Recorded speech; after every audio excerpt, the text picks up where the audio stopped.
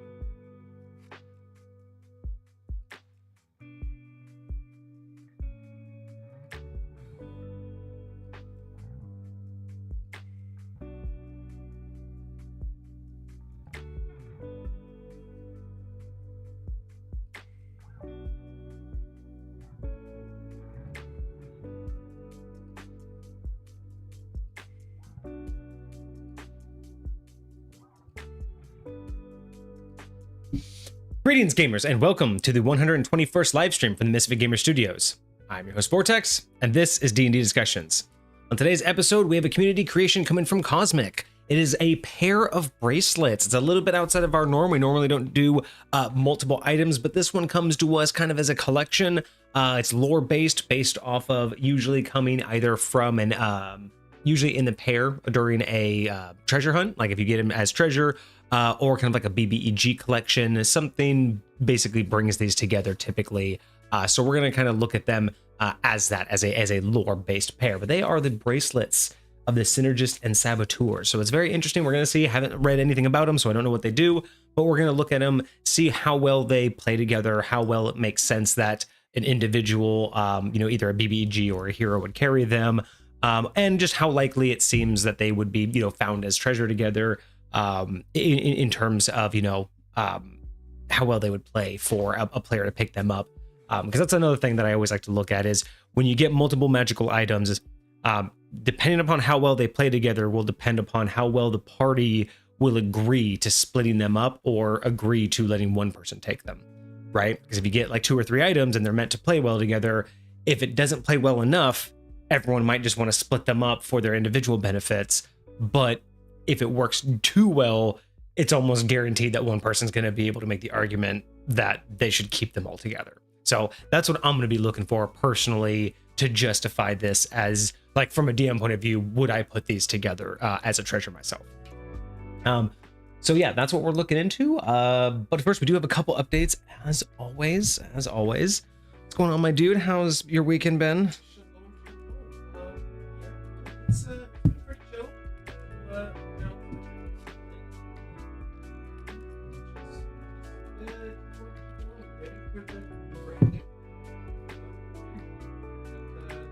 Yeah, I'm excited to see what's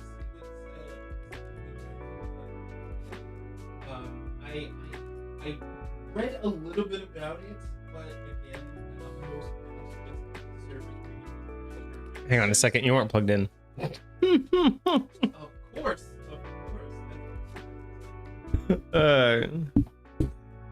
Cosmic pointed out that your mic is quite low.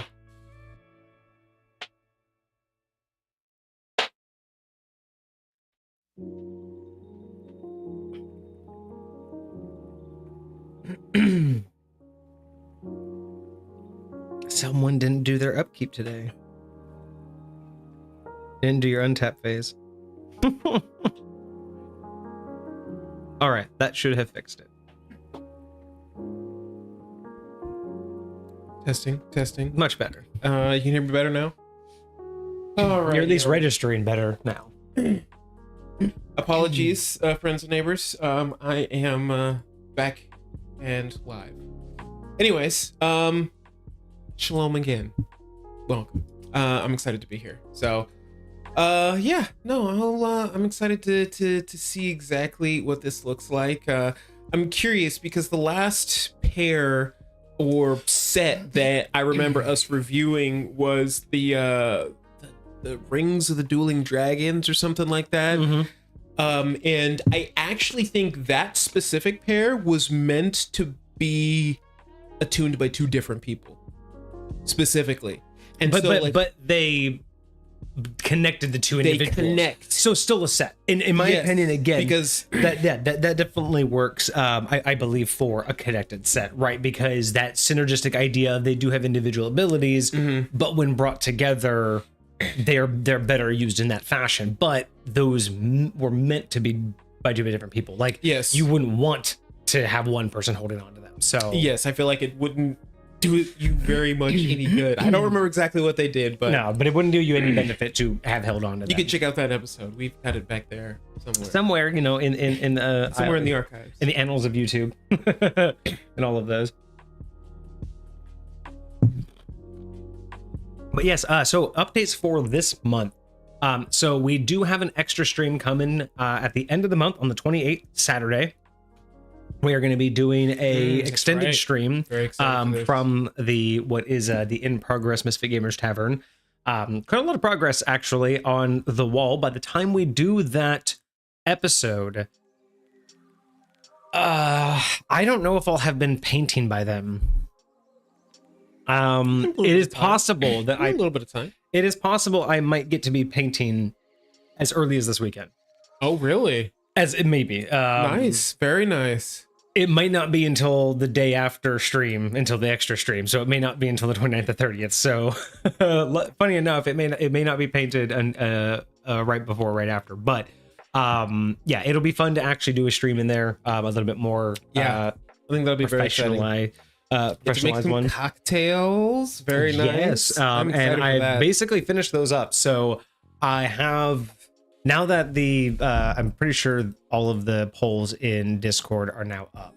So everyone has voted on what the type is. I believe we have.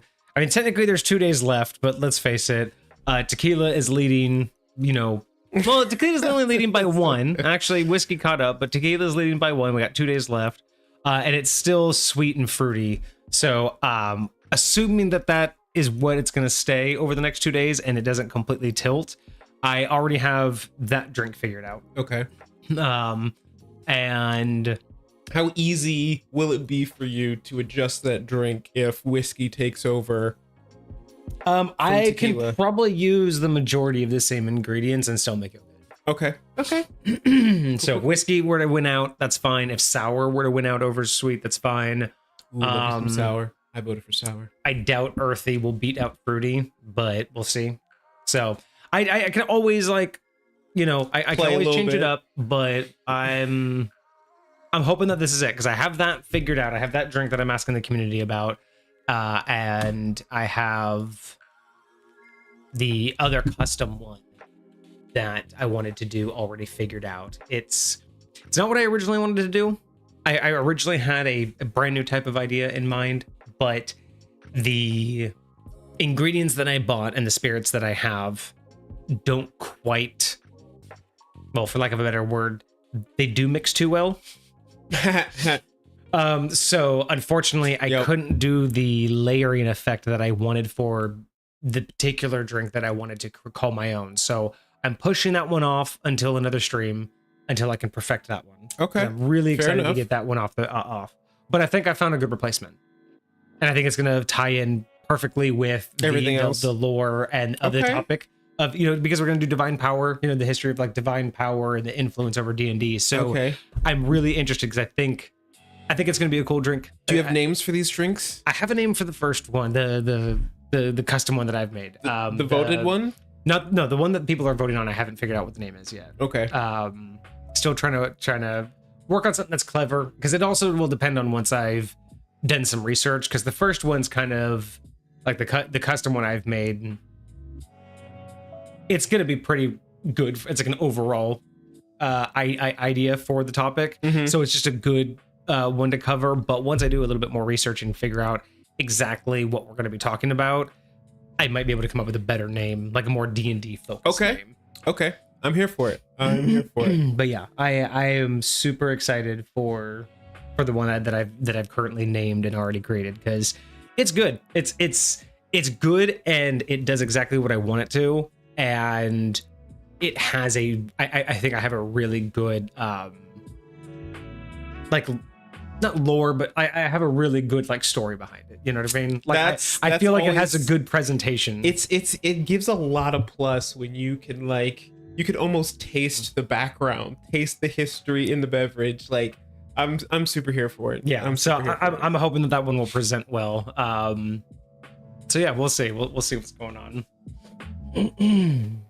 Thank you, Lucifer. Appreciate it. Got my Argyle on today. Yeah, absolutely. Looking good. Kosmyc's birthday is coming up. Well, congratulations. We will we'll have to catch you if you're here. We'll have to say happy birthday. It's on a Friday, definitely. So hey, it's gonna be kind of easy. Which name do I like better between the two?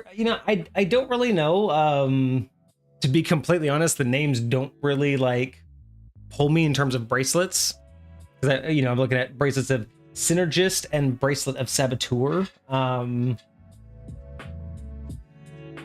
I know maybe Saboteur, just because it kind of gives me more of an idea of what it could be, or at least what kind of person would be would carry that.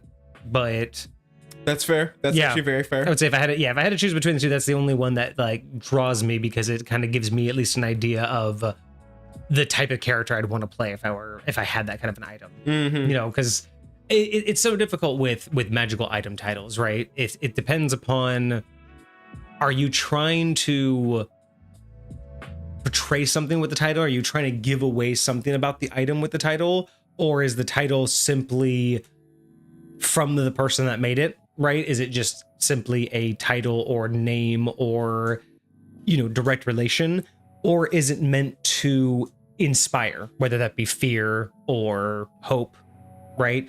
Like, some names don't really do anything to tell you what it is, but the name itself is just useful for exerting an emotion. Yes, essentially. yes. Kind of presenting its vibe, I would say. Like, just, it's the energy in which you feel like this item is going to portray, or like the attitude in which maybe it was created in, or the mindset somebody was in when they were coming up with it, or whatever the case may be. Yeah, so there's a lot of different camps that you can be in terms of like, what does a name do for you? You know what I mean? Does it tell you, are you trying to make it give you information? Are you trying to stir a certain emotion?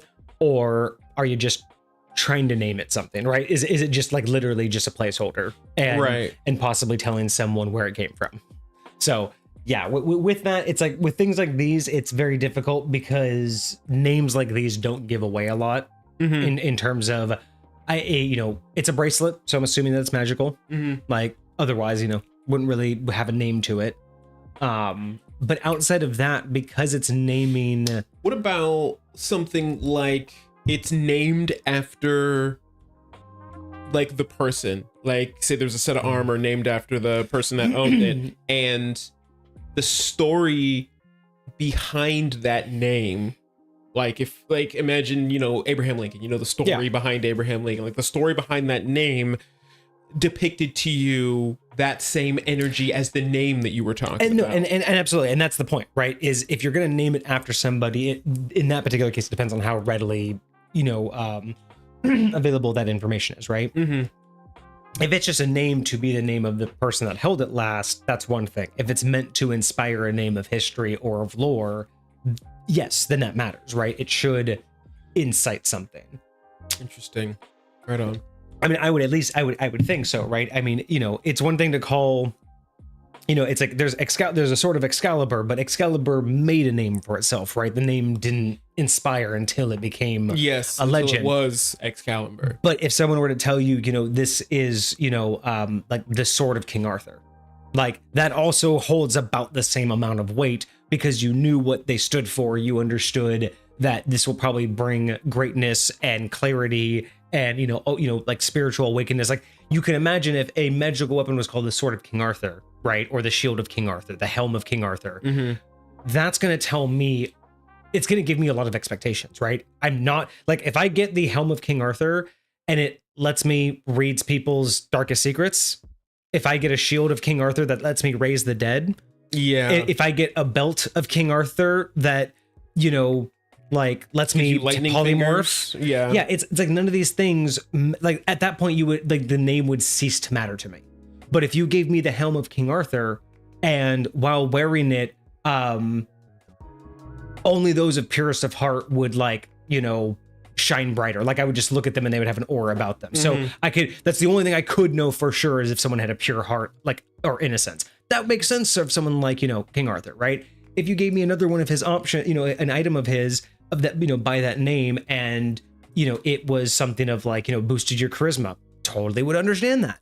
Right. So it depends upon the nature of the name, right? If it's just named after essentially a nobody, not a nameless nobody, but if it's just named after the person that created it, that's not necessarily anything wrong, but that's up to the person that created it to have a legend behind them. You know what I mean? Yeah. If they're just if they're an adventurer, if they're a hero, that's great. But that representation only goes as far as their reputation, right? So the expectations can only go as far as the reputation does of the individual. If you don't know the individual, the wizard, to be a necromancer, if they weren't popular enough, or if they weren't legendary enough for people to know their name, then when you pick up their item, you aren't expecting necrotic or necromancy spells because you didn't know them for that, right? If they burn down a village, if that's what they were known for, and then you get their helm, you'd be surprised if it didn't have fireball. Because you're like, wait a second, magic, your entire history is about burning villages down. Why did this give me, acid? Like, why did this give me radiant damage? Why did this give me necrotic damage? You're obviously your name in all the areas is the King of Fire. Why didn't I get fire? But that's the idea of what is the lore behind it, right? So when I think names are important in terms of like naming it after people, that matters if you have the lore available. But taking names like this, right? Like Bracelet of the Synergist or Bracelet of the Saboteur, it doesn't give me an individual. It only gives me a lifestyle, a motive, right? It gives me the idea of the type of person, the character of a person, the intent, but doesn't really give me anything else beyond that, right?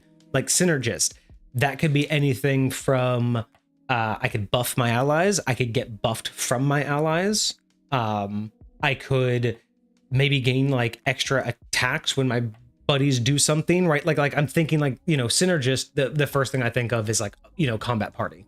Like what can you do with the allies? And then Saboteur, the exact opposite. How do you undo someone's advantage either in combat or, maybe you can, make things break like magically. Like, it's hard. Definitely. Maybe you get better, like Saboteur could even be anything from giving you bonuses to deception. Like so you could lie to people and sabotage plans and give fake information. It could be anywhere from that to, the Saboteur just gives you bonuses to like tinkering with things as long as you're trying to break them.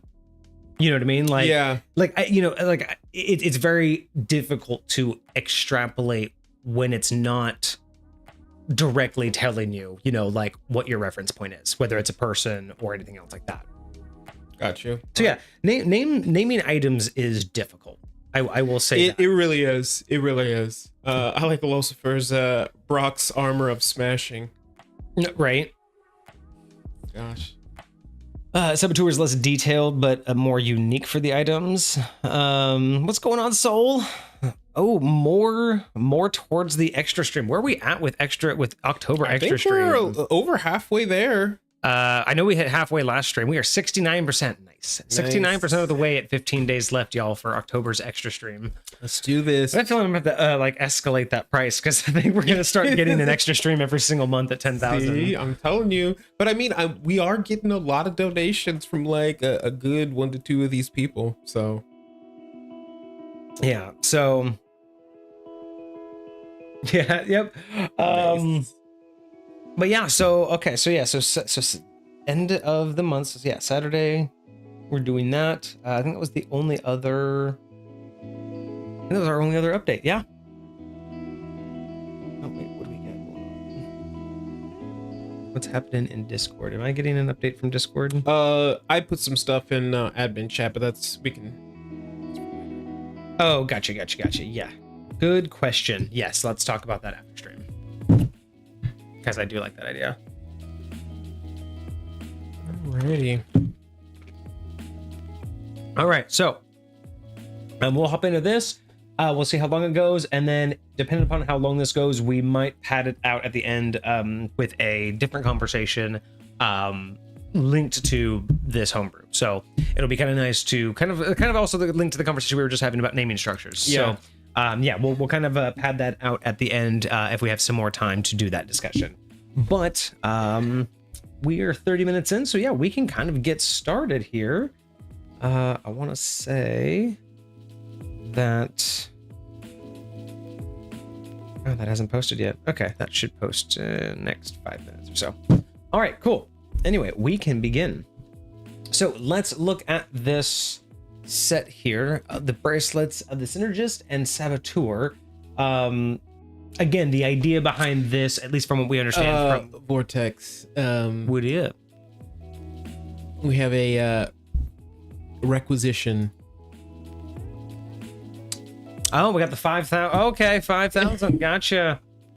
All right, so that is gonna be. Hang on a I second. don't know how well this is gonna work out, Cosmic. I mean, it's his choice. It's fair enough. It's his Fair choice. That is gonna be 10 minutes. All right. He did warn us that it was gonna happen. He did say this is what he wanted to do. Well, alrighty. All right. I don't do well with change, guys. I don't like change. Just gotta hit the 10-minute mark when you sit down. Better watch it. All right, where's this 10-minute mark? On the pad right there. On the top. Oh, got you. All right. Have fun. Well, let's Enjoy my position. This is very strange. I don't know exactly how this is going down, but we're gonna make it work. Can I rotate this? Oh yeah. I'm lost on which direction this goes. That's the way we see. We got this. See, you got me all different types of ways. I reset the timer. All right. So we have the bracelets of the Synergist and the Saboteur. This bracelet pair is submitted by Kosmycpurge. Properties of this are very rare, and they require attunement. Correct me if I'm wrong on any of this, Cosmic.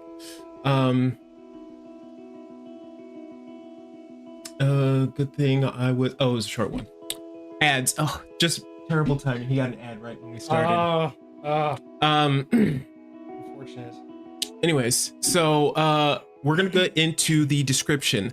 The bracelets of the Synergist is a mix of silver edges with gold inner layer and is carved to look like an angel's wing curved into a circle. Its counterpart, the bracelet of the Saboteur, is decorated with blackened crystals, assumed to be onyx, lack opal, or obsidian, giving the false impression of potential demonic origins. Very interesting. Okay, so Synergist. Okay, I'm just trying to like cover this again. So did we not get a picture?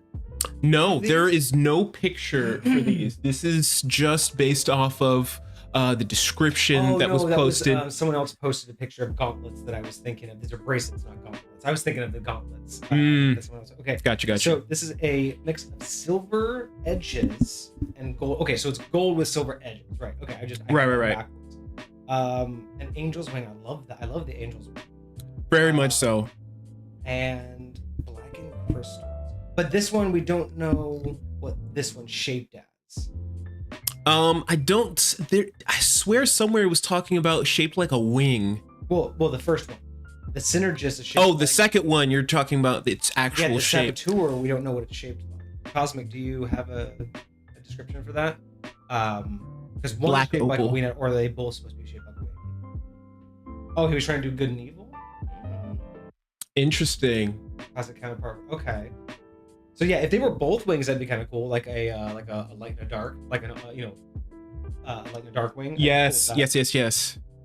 I like that idea. But see, again, it's later it talks about giving a false impression of demonic origin. So it's not demonic, right? Right. But it appears to be that way with its dark and looming, nature. So the question is, if it's not, like, it could almost be like you remember Sephiroth's ring from how it's like black and dark, but it's still like a feathery wing. I almost like that instead of like a bony, jagged what do you call it? Like demon wing. You know what I mean? Like a leathery, like a bat wing. Yeah. Yes. I gotcha. So I think that could definitely be interesting. Someone's mic is too low. I think it was mine. I think I wasn't talking directly into it. Oh, got you. All right. Anyways, so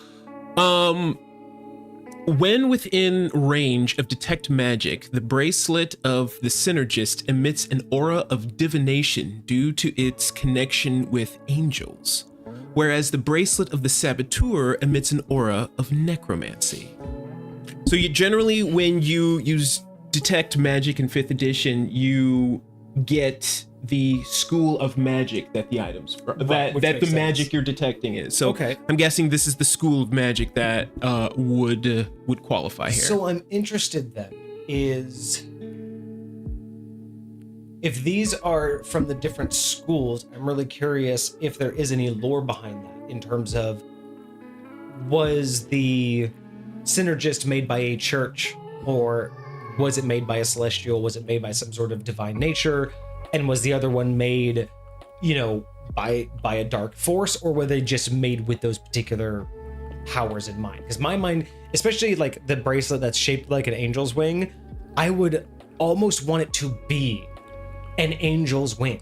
Like the bracelet itself is basically just a single angel's wing wrapped around you. That would look absolutely amazing. That would be And clean if as not, hell. I would love the lore behind it to be like it's infused, like with an angel's wing, like an angel gave up a wing or like a feather, like it's infused with a feather. Right. So I'm sorry, not like I'm sorry, not an angel's wing as a bracelet, but the bracelet as a single feather. Sorry. Oh, I see what you're saying. Imagine like I see what you're saying. like the bracelet itself was a single angel feather wrapped Right. instead of the shape of a wing. But I do like the idea of I think that could be cool. more lore with the idea of who created it and how did they get, like, because you know that's a big deal, right? Like it's one thing to just say it was you know, because you could say, hey, I just used divination magic, and that's not necessarily a bad thing. But when you really want to like entice it, just because you have something uber powerful and amazing creating something doesn't mean that the thing they created has to be uber powerful and amazing itself, right? Right. Like the greatest all-powerful, you know, deity in your realm doesn't always have to create the most all-powerful items. They can create the most mundane things. So having the opportunity for like an angel that was part of it, right? An angel willingly gave up a feather to imbue this bracelet with whatever magic that we're going to see with it.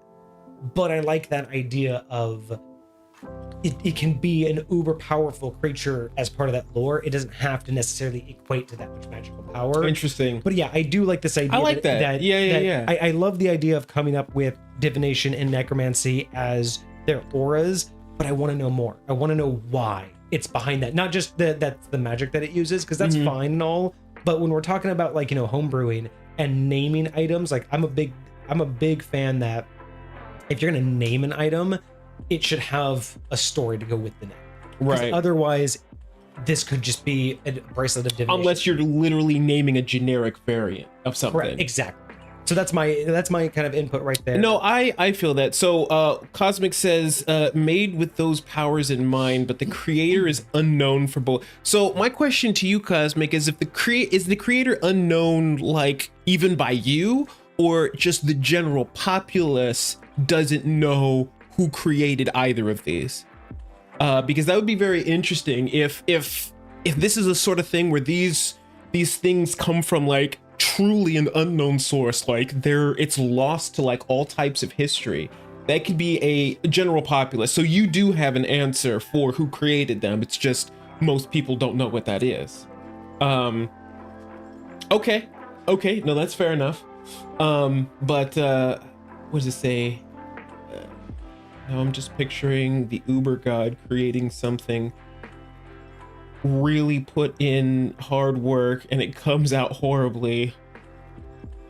Oh, don't be upset there, buddy. Yeah, that one just goes up on the fridge. Don't worry about it. Yeah, it's fine. It's fine. It looks beautiful. Don't even worry about it. No, okay. No, I like that so far. I like that so far. So it looks like it's the general populace doesn't.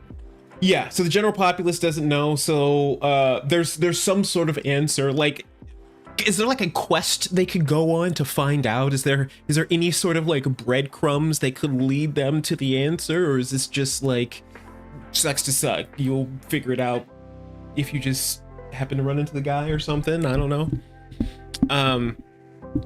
Anyways, so let's look at the first one. This is the Bracelet of the Saboteur. This one's like you said, a slightly shorter description, but that's all right. So first it gets a spell bonus of +2 to attack rolls and saving throws. And its effect is, while wearing this bracelet, whenever you cast a spell that causes a condition, the creatures have disadvantage on their saving throw to resist the effect. That's crazy. Okay. Additionally, whenever you hit with an attack roll, you can roll 1 additional damage dice for each condition the target has. Wild. Why is this one not the Synergist? Like, that's all right, it's fine. Well, it made sense that it's taking away their ability to save out, so you're sabotaging their save, which I get that part. For sure. Okay, yes. Yeah, I get the sabotaging the save. So what's that second part? The second part is you get to roll an additional damage die. So say you roll 2d6 traditionally, but they have 3 conditions on them, like they're frightened, they're charmed. Then you get to roll 3 additional damage die, 1 for each condition they have on them. So my only thing is, like, the way that it reads, it sounds like it should have been. It sounds like it should still be all part of casting spells, but it does add in right after that. If the attack is melee. So it's one of those things where it's like it's helping you out with both, because there are spells and melee. So yeah, it's just interesting, right? Like I was expecting this to only be something to do with spell. All of these effects were going to be based off of your spells. Initially, I did think that they were only like spell attack rolls, like for what is it, inflict wounds or like something to that effect, like anything with an attack roll that is a spell. But this does make it feel like it's all that's crazy. They said if the attack is melee, you have advantage on the damage rolls, which means you can. That's wild. I don't see. Oh, our timer is up. Our timer is up. Back to you, good sir. This was a very awkward experience. I will have to get better at it. We will discuss timing. We will have to discuss increasing the time on that or not. I don't think we'll decrease it, but we may or may not increase that at some point. So one thing I'm thinking too is whenever you hit on an attack roll, you get 1 additional dice for each condition.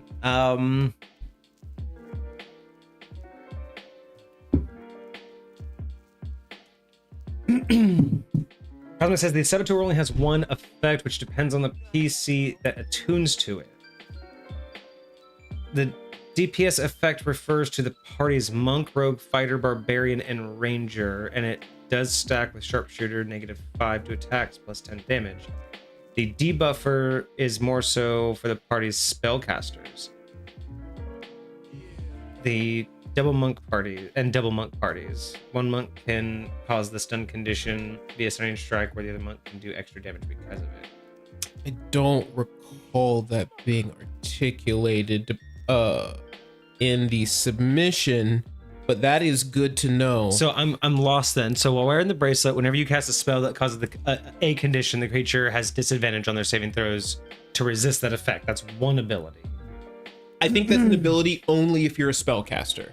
Only if you attune as a spellcaster. So spellcasters get that ability. Okay, so that's done. The monk, rogue, and other stuff will get those other abilities. Interesting. Okay. Yeah. So like it's 1 ability. Like each one of those abilities, like I would have to like separate them out. Again, I thought this was a whole thing. Like the way it was See, written honestly, out in here. I feel like that's actually overcomplicating the matter. I feel like it's actually but why making it by dependent on who the class that it's I think because I think what we could do here, I think you could get rid of the class condition and actually make it fine for everybody. Right. And in fact, you could make this really nice for almost anybody who picks it up. I like the idea that at first, whenever you cast a spell that causes a condition, creatures have disadvantage on the saving throw against that condition. I'm totally fine with that. Right. Cool.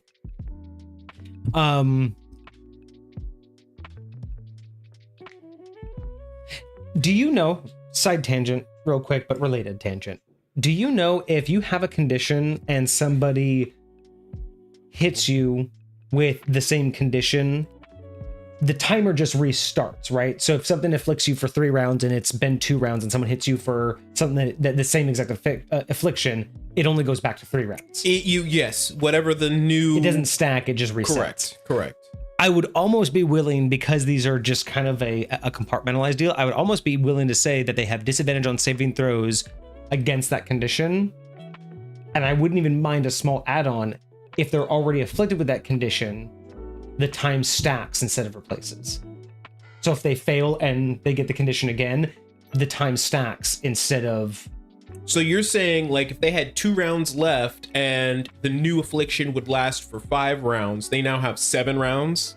I think that would be kind of cool for this. Again, because you're basically failing the saving roll anyway, but these bracelets give you that added benefit. So that would just be one alternative that I'm reading. As I'm reading it, I'm just like, disadvantage on the resistance, I love.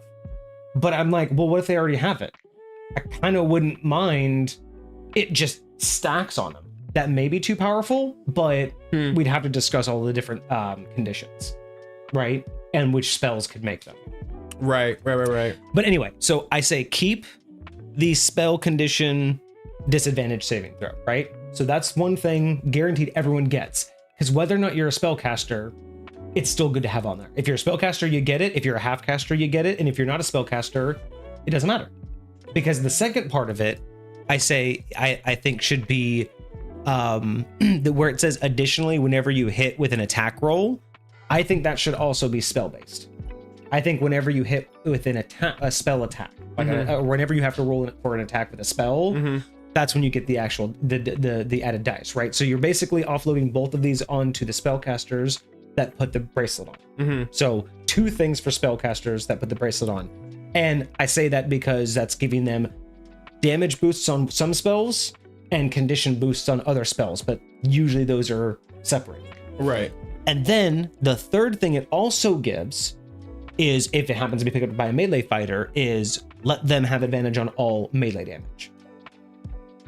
But giving that to a spellcaster as well is also kind of nice, because most spellcasters don't do a lot of melee damage anyway.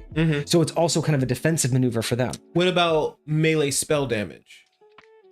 No, it's only melee damage gets the advantage, right? Because you already have spell attack rolls get 1 additional damage dice. So spell damage gets 1 additional damage dice. Now, is that a static one, or is it per condition? It would be per condition. Okay. But I like the idea of I like all of these. I don't think any of this should be based on class. I think the combo should fit anyone who wears it. And by having all of these, instead of saying, oh, this one activates and this one activates, now imagine you have like a monk spellcaster.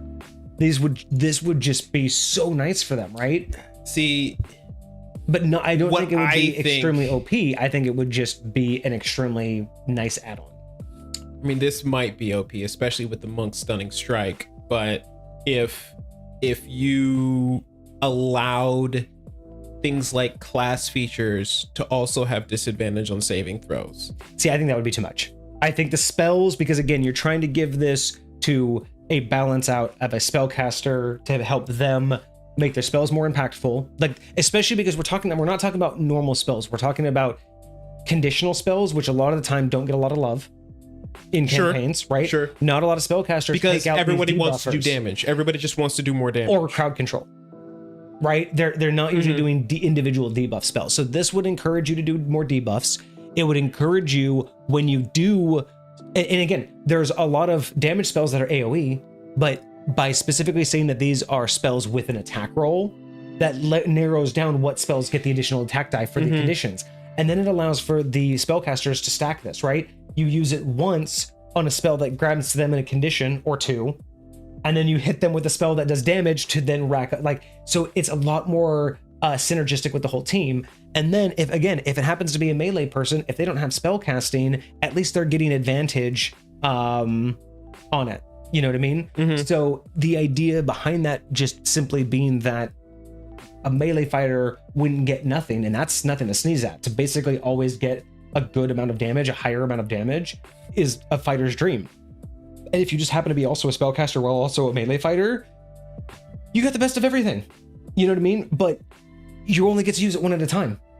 You know what I mean? Like, it's not like you're really going to be stacking all 3 at once if you happen to be a fleshed out character.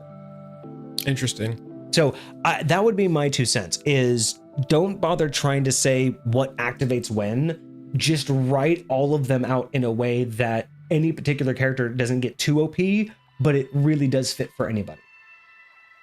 Because someone, you're either, I mean, really, who doesn't fit if you're either a spellcaster or not melee? What, I guess this really doesn't happen for like a ranger. A ranger's like the only person that this doesn't really help with. Because they don't have a melee weapon, and they might have a spellcasting ranger. Well, technically in 5th edition, rangers are half casters. Okay, so they would get the spellcasting bonus. And there are a lot of melee rangers out there. Some people want to be like not Legolas. What's the dude? Aragorn? Oh yeah. They're calling him a ranger.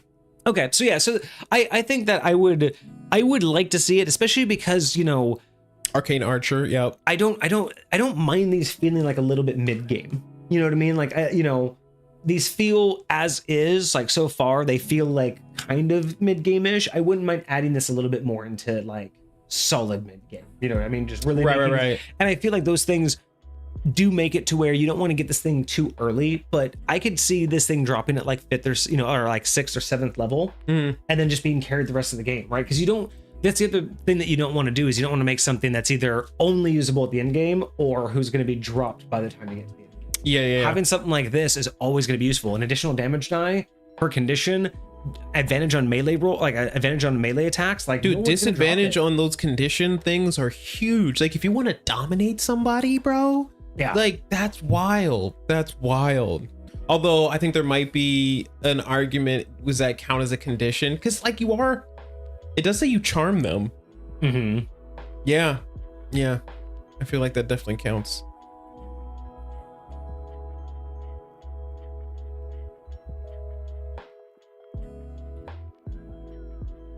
Oh yeah. So as written, the rangers are getting the additional, when you hit with an attack roll, you get 1 additional damage die. I was thinking of, if that was only applied to spells, but as written, right. It is. Because as written, the thing is, it's like, yeah, I would say that if you were just, everybody was getting an additional die to attack rolls, and those are also advantage if it's melee. So it's like, if it's melee, it's getting that plus, it's getting an advantage on a damage roll plus an extra die, which is also getting an advantage, right? So it's like, I feel like, yeah, I think I like the idea of moving the additional damage die to spells, to spell attacks. But as is, I don't think it's necessarily an issue though, because it is covering the magic users with using the disadvantage for conditions. It's covering most of just anybody who can do damage with the additional damage dice, and then it's helping focus on like the melee only people with, they get the advantage and the additional damage dice. So I will say, for me, just in general, like, don't get me wrong, I love the abilities that are here, but for me, it just feels weird, number one, to put all of these abilities, like it, especially when you're calling this one the Saboteur, it feels, I don't want to say unfocused, but it feels like it's not giving what this says it's supposed to be giving. I kind of agree. I could see the first part, disadvantage on saving throws, is definitely the Saboteur part. Sure, yes, and I can see where you're going with like the extra damage on the others, and just even the mix between spellcasting and non-spellcasting, like that. Like, again, I do like that idea for an item, but again, in this item, it feels, unless that was going to be between the 2 bracelets, and then like if you wear both of them, then maybe you like, but I don't know. It feels weird to like put on one of them this kind of like dual mindset. Again, I still love the idea in general. And I think that it's definitely something that we could use more of. So thinking of more of like, abilities that could go with something named the Saboteur, right? Like going off with a name. How would you feel about swapping out one of these options for, say, whenever a creature is dealt damage, from someone attuned with, the bracelets. Basically, whenever, you do damage while you're attuned with them, they have disadvantage on all saving throws until the start of their next turn. So it's like no matter what weapon you have, if you do damage to someone until the start of their next turn, right? So it's not like your next turn, it's not like a whole time. Yeah. But basically it's basically saying, hey, I hit him, he's now vulnerable to conditions. You're basically saying that these are the Saboteur. Anybody you hit, whether it's with magic or melee or ranged, the bracelet imbues your attack to make them more susceptible to conditions, at least until the start of their next turn. And I really like that, because I'll say this, one of the things that sucks the most as a player is when you feel like you have to use something that requires a saving throw, and then everybody always saves out of it. Because it's like, you can't do anything about it. You know, the only thing you can do is when you level up and do your best to increase your stats so that your saving throw DC goes up. Like that's the only way you can be better at that. But when it comes to like your rolls, there's a lot of things you can do to like help your rolls, to add stuff onto your rolls, to give you advantage on rolls. But when they have a save, there's so little you can do to affect that roll. Yeah. You know, and that's why they give you the half damage gimme. Because a lot of saving is so often happens that you're just like, but even that, gotta give you something. That's only leveled spells. Any cantrip, you're just, and granted, it's a cantrip, so you're not really wasting a whole lot of resources. But still, it just feels bad to do nothing on your turn. You know what I mean? Like because they're just that good. So I don't know. I like the idea of being able to do stuff like that here. So. Cosmic says that the party's DPS has the Saboteur bracelet. It gives the rest of the party a reason to use more condition-focused spells for overall party synergy. Most people care about damage output, not anything else. That is a unique perspective, though. I don't know if giving this to the damage person, I don't know if that would necessarily be the most optimal way to encourage synergy, right? Like if you had something that says, hey, I can now do more output if you guys do all of this stuff. Basically, I'm asking you, because just like you said, Cosmic, most people want to do damage output. So I see what you're trying to do. You're trying to make the synergy to where everyone's working together, but what you've basically done is you basically made one person, in this scenario, you've basically had the DPS go, hey, I'm already the DPS. I'm already the person that puts out the most damage. Now I want to put out more. Everybody do something to the enemy that I'm going after to help me put out more damage. Now, in certain party builds, that's fine. You know, I totally get it. Sometimes you have party builds that do focus people and you do want to pump all of the damage onto one person. That's, in those cases, that would be fine.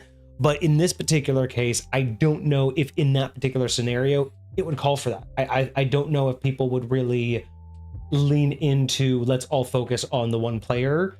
Usually what I look for in things like this is how does a player become more malleable to the rest of the team? How does the team become more malleable to that player? So my 2 cents on how to apply team synergistics when you're looking at things like this. Something I'm looking at. I theoretically, I want to know how many conditions can I put on one person? Okay.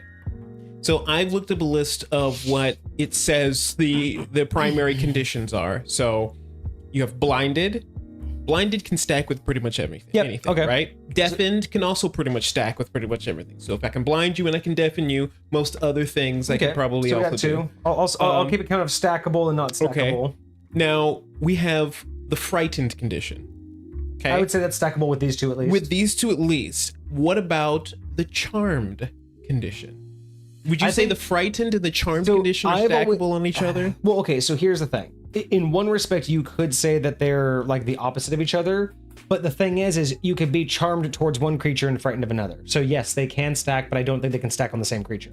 Okay, so you would say in this case, you would have to have 2 different teammates. One person would frighten them and one person would charm them. Or it come from the same person, but the target of frightened. You can't be frightened of me and charmed to me. Right.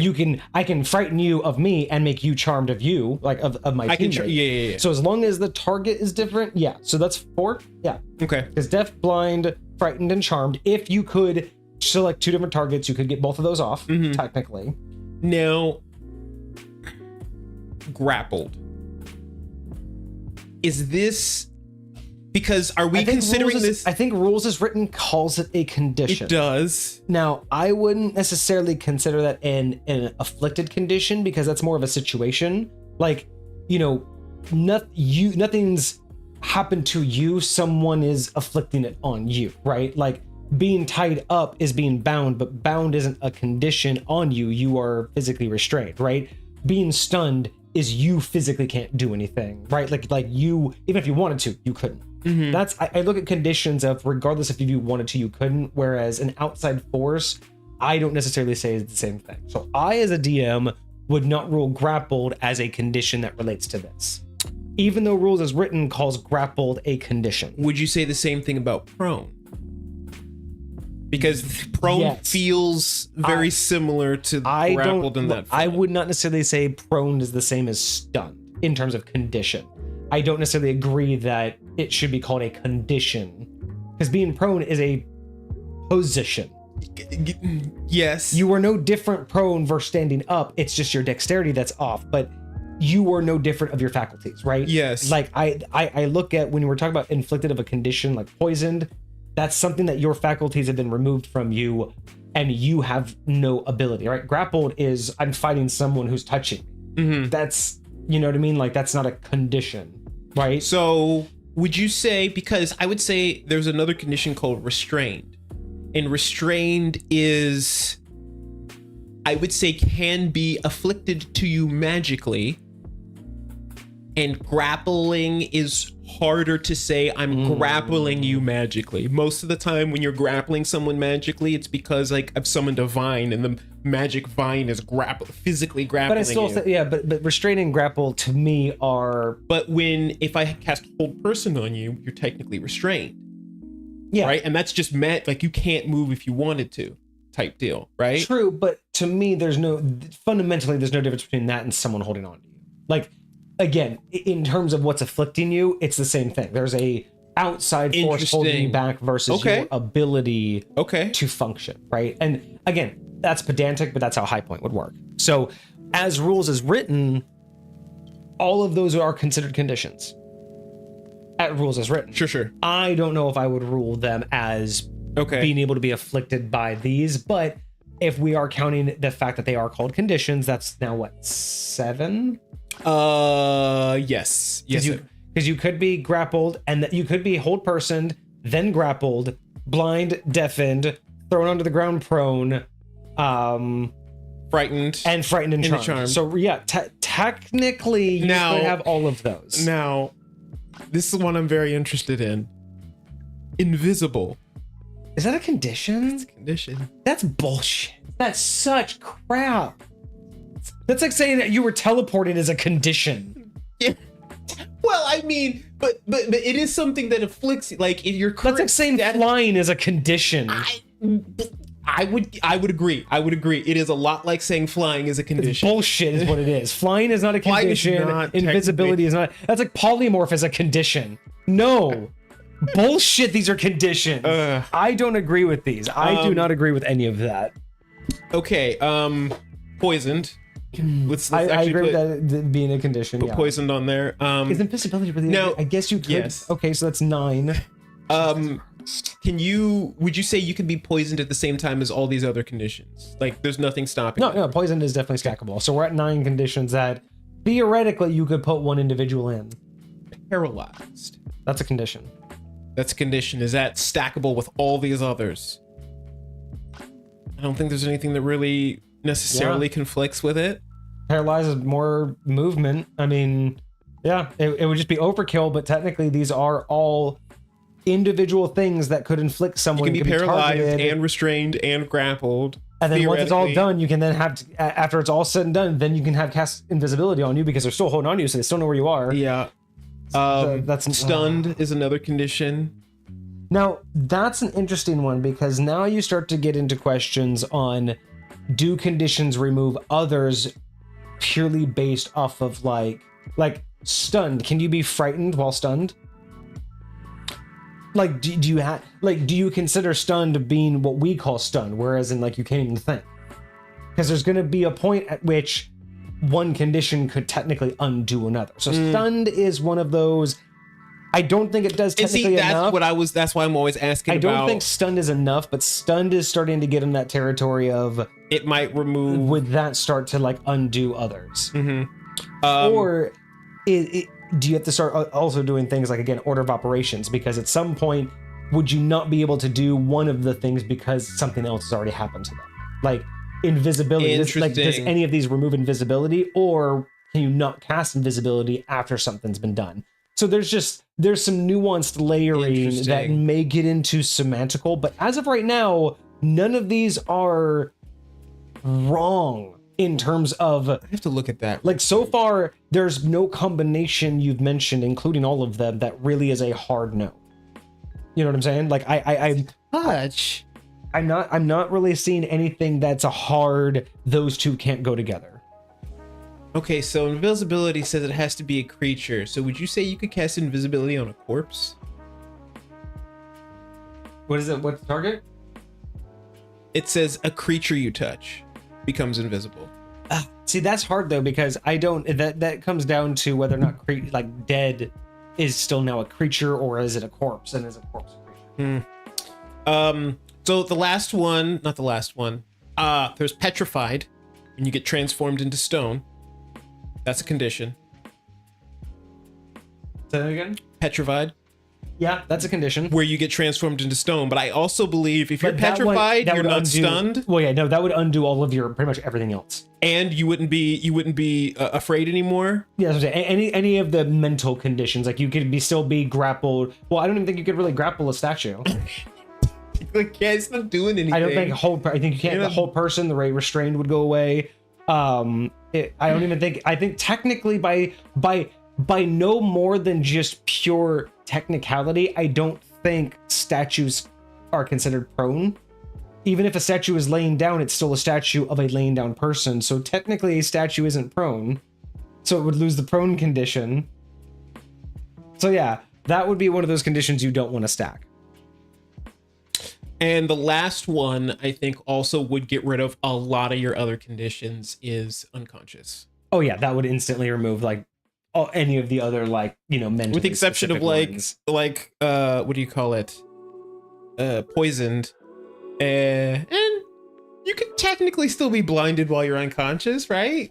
Like you could hold on to that condition. I mean, no, technically, theoretically, yes, you just don't know it. Nobody knows for sure, but technically you could hold on to it. So Cosmic says if the course is animated, it might be considered a creature. Yeah, it's very true. That's very true. That's very true.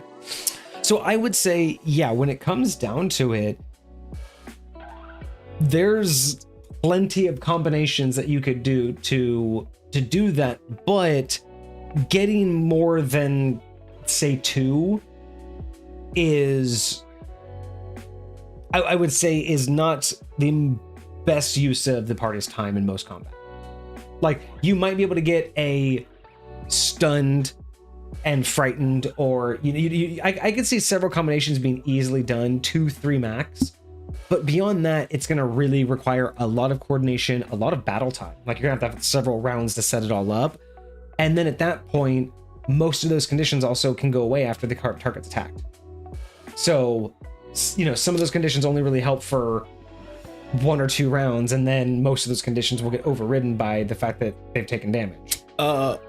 Hecate reminded me that we forgot about his new custom permafrosted condition for his Ice Monarch class. Yeah, there's another one that you can. And that's basically, to me, an ice version of petrified. Oh, okay, yeah. Turning into like an ice, so I think that I would say would relatively afflict the same. So theoretically, I think we get up to 9 stackable conditions. About 9 is when it falls apart.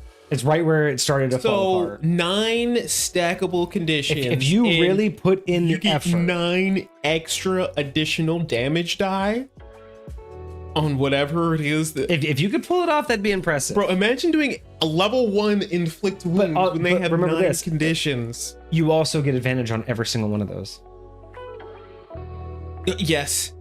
You get advantage on everything. But again, that's if the magic user has it. Because we're talking about this going on the if it's a melee attack. So I'm sorry, that was only if it was a melee. So after all of the conditions stacked. But that's only on the damage roll too. Oh, that's right. Not the attack roll. Oh yeah, the attack roll gets the additional damage dice. If the melee attack, you get advantage on damage. Yeah, that's insane. And then stacking that with a crit. Wild.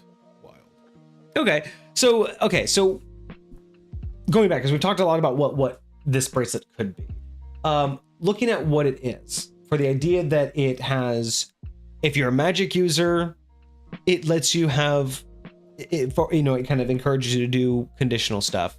If you're ranged, it gives you, basically everybody has the benefit once they have the condition. And if you're a melee fighter, it gives you advantage on your damage.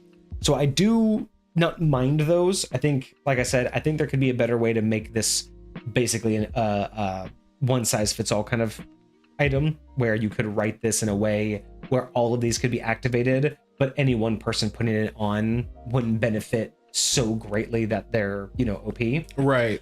But I want to know what your idea is on this.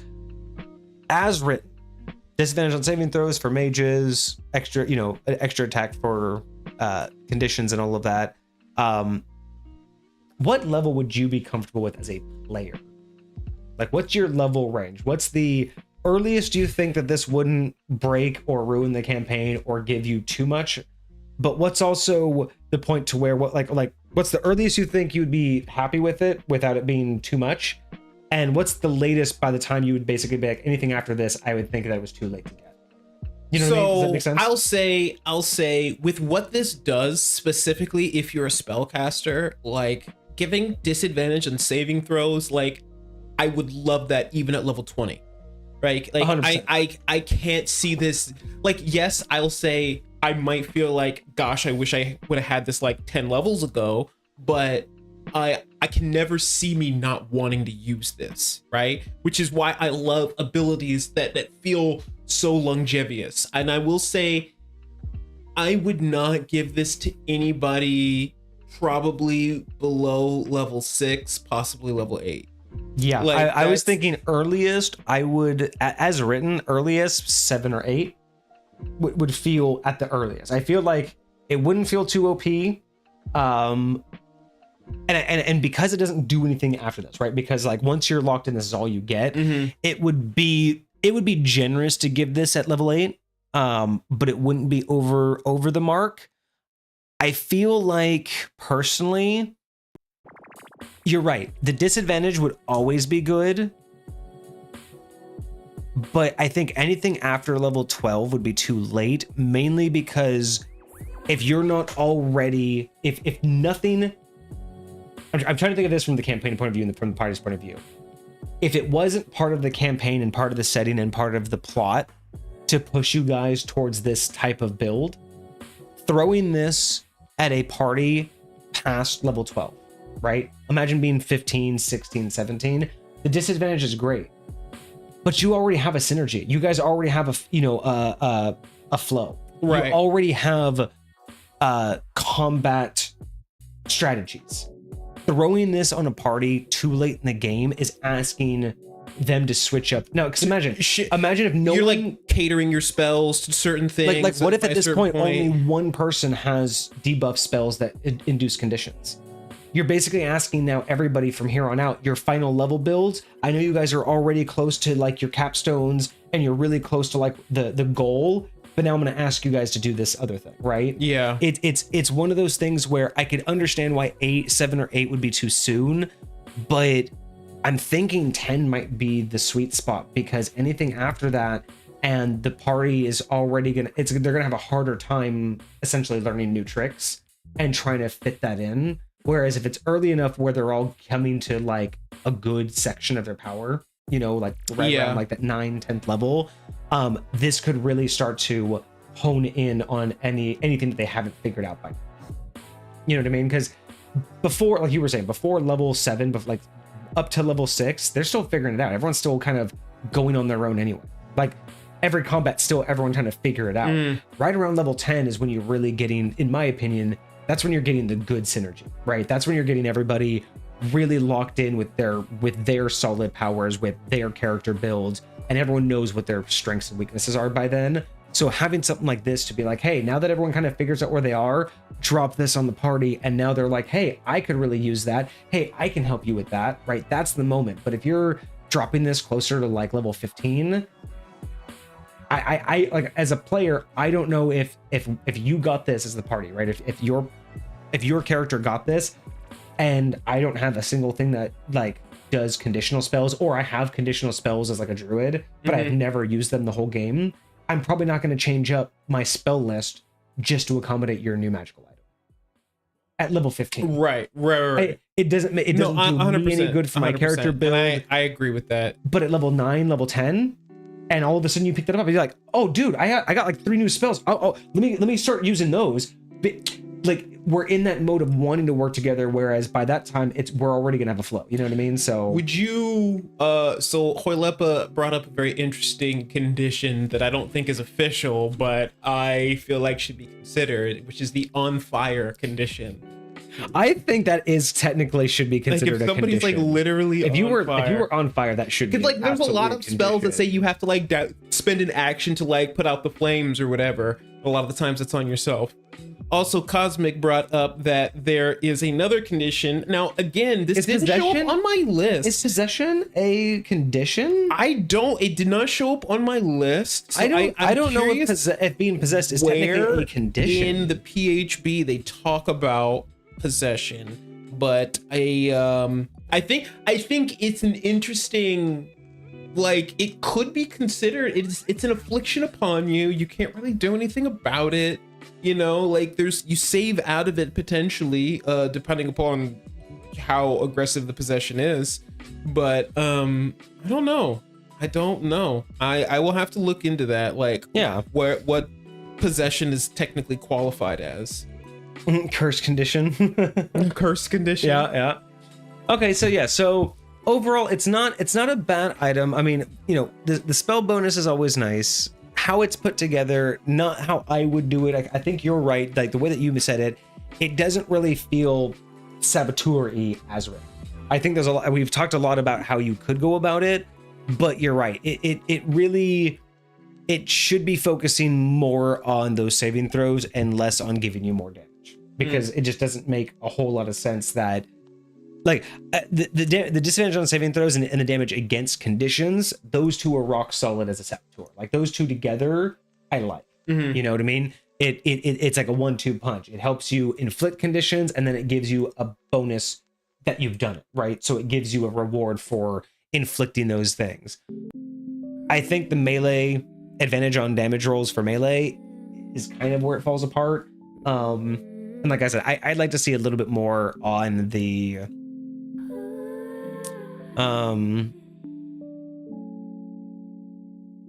see, here's the other thing too. This does nothing for the rest of the party. Like again, kind of like what Cosmic was saying, it's great to have it on the DPS where if everybody's throwing conditions, but think about this too. If you're in the party and you have the ability to give conditions, right? If I'm giving conditions, this bracelet helps me put conditions on the creature. And those conditions may be beneficial for the rest of the party, but only I'm going to do the damage with those conditions. So realistically, another thing we have to think about is wearing this bracelet, you basically have to be able to give conditions and then capitalize on it by being good at damage. Because otherwise, you would want to give this to someone who does damage and not be the person who gives conditions, right? Like you almost don't want the person that gives conditions to have it, even though they give disadvantage. Like it's almost like it's almost not synergistic with itself, because it says the best person to wear it won't get the best out of it, which I guess it's also balancing. I mean, potentially. Like the only thing I could see is if there's just like a wizard that can do a lot of things. Yeah. Right? If there's a wizard that can do conditions and do a lot of damage from wherever they got to do it, like again, as written, yes, they can take full advantage of it, but it's almost only them that can use all the elements of this. You know, most other people, I can probably, like, I would say a druid, they're not getting a ton of damage dealing spells. They're really not. They don't even have a ton of attack roll spells, right? There's really very few. And so the majority of what they're going to get is the conditions, right? Yeah. And the majority of what they're going to get is a disadvantage. So like, that's going to be good. But then if you put it on like a monk or a fighter, like they're probably just going to be messing around with the attack roll bonuses, and if they happen to have conditions on them, then they'll get that. I mean, someone like a druid, again, this would really help someone like a druid, because like you said, they don't have a lot of attacks, so this would help them boost whatever attacks they do have. Druid, you could actually combo it. So if you were to like put a bunch of conditions on people and then wild shape and then beat them up with all your melees, or that you could do that. Yeah. So yeah, it's kind of one of those, it's awkwardly balanced, but not in a terrible way. It's one of those things where I feel like I'm not sure the item knows what it's trying to do. Almost, you know what I mean? Like it's a start of an idea, but I just don't know if it fully sees it through in terms of the expectations, right? And maybe again, we're just kind of going off of the title, but I think it should have stayed more focused on the disadvantage of the saving throws. I still like my idea of if while wearing the bracelets or while attuned to the bracelets, anytime you deal damage, that creature has disadvantage on conditions, saving throws against conditions until the start of their next turn. I like that like ongoing issue, because then basically it's more about like anybody you touch, you know what I mean? Like you're wanting to do swaths of damage just to keep people down, so the rest of your party can come in and inflict those conditions. Because there are, again, if you have a creature that can grapple, you can now inflict damage on someone and then have them get basically advantage on grappling, right? Because so things like that I think would be really nice. This one is the obsidian one. This is the dark one. This is the one that has potentially necromantic vibes coming off of it. The necromantic powers. And that's the other thing too. If it's a necromantic like aura, instead of doing damage, I don't know, maybe it doesn't really do anything necromantic either. I mean, it'd be cool if each additional damage die did necrotic damage instead of whatever standard damage it did. That would be cool. But I mean, it's the same thing. You're just doing damage. It's just less likely they'll be resistant unless to it has a resistance. Yeah. But I like that, actually. I like that a lot better, that all additional damage is necrotic. Yeah. I mean, especially if that's the energy it's giving off. But okay, so far we're getting an idea of this one. So this one is helping give conditions and helping pump out a little bit more damage against those conditions, right? So we'll see how this pairs up with this other bracelet. So now we have the bracelet of the Synergist. So this has 20 charges, but they do not replenish. So interesting. How do you feel about that in general? How do you feel about non-replenishing? And I'm not talking about like plot-based, like custom ones that you put into your game specifically for like, the world-ending event. But in general, how do you feel about non-rechargeable magic items? I feel like it feels bad unless it feels right.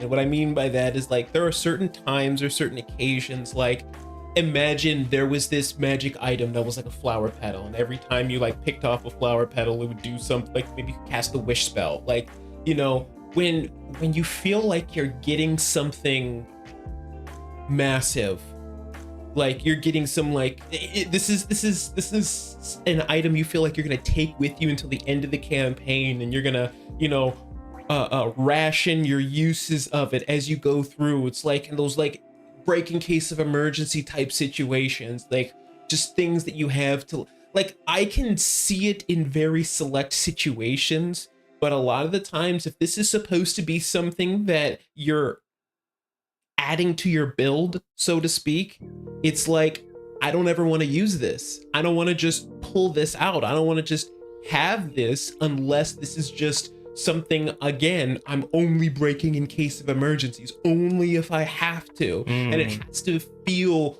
worth it to use it in those cases of emergencies. Like, because otherwise, if it's just like, oh, I really want to be able to charm this guy and it didn't work, so I need to use this to really make sure but then like, yeah, it falls into that like same category that like video games have, where you collect all the items and you just never use them because you could need them, and then when you feel like you need them, you're like, but what if this, and then you just struggle through it.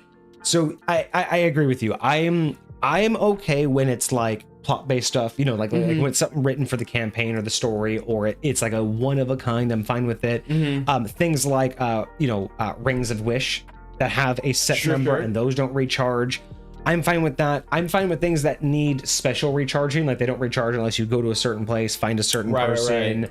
Like I'm okay with things that require like that. But yeah, when it comes to limited amounts of charges, I think the risk reward is a very delicate thing, because when you have something like a Ring of Wishes and there's only 5, or it's always great when you find a Ring of Wishes and there's only 2 left, right? And you're like, okay, obviously it's been used and this is it, right? So it's like stuff like that is great because you want those things to be thought about. You want those things to be meaningful when they're used. Yes. But when you have something like this, like 20 charges, part of it's telling you it's meant to be used, right? You're gonna need not a lot scarce, of them. but at the same time, it's saying that it's also finite. So there's that very thin balance that you have to, or that very fine balance that you have to make between making it worth using when you use it, but also making it not obvious, but for lack of a better word, obvious when you should use it. Because there's a lot of times where you hold on to things and you just, again, that video game concept of how often you just hold on to something and you're like, that this isn't that difficult, is it? Maybe there's another time. And that's just where I, like, when I see something like this, when I see 20 charges, not only does is it difficult for me lore wise, because I'm like, well, did this thing only ever have 100? Was it able to be recharged in the past and I just found it with 20 left? You know what I mean? Like the idea of like, if this was from a BBEG or a mystical, a legendary, adventurer or hero, right. Depending on how you find this thing, the idea that you find it with 20 charges then also just gives me, questions on the lore. Now, it also tells me that it definitely is a later game pickup. Like you don't want to pick this thing up early, otherwise you're definitely gonna be holding on to it for a long time, right? Or you're gonna burn it out too quick. But do you really, would you really want something to be held on to until the BBEG just for that, right? Or are you giving it to them to utilize throughout? So yeah, I was just curious what your thoughts are. I'm personally okay with limits, but I prefer to keep limited charges to the most powerful or the most plot direct devices. Yes, agreed. The next step down would be if I want them to have it, but it is slightly more powerful, so I'll make it like a side quest to recharge it. Those are just, more for fun. But otherwise, yeah, I feel like that barrier to usage, right? Not barrier to entry, but that barrier to usage is a delicate thing. So let's see. Let's find out if this is enticing enough to use. Like, does it give us that good balance of encouragement? Do we want to use this? Do we get a big enough reward for burning one of these charges? While at the same time, is it obvious enough when we should use the charges? Because you don't want a spell that's really, really useful, but you never know when to use it, or a spell that has 1,001 uses, but it's not really good enough to justify burning. Those are the two imbalances that you never want, right? Because how do you know when the right time is? Yeah, very much so. What up, big dungeon? All right, so 20 charges that do not replenish. And this is the Synergist, so all what right. is Synergy going to do for us? Effect. When you cast a spell that restores or grants hit points while attuned, you may expend 1 to 3 charges depending on the spell level used. So I'm assuming it's equal to the spell level. Or I guess it's going to tell us in here in a second. To grant the affected creature a respective number of expended hit die of their choice back.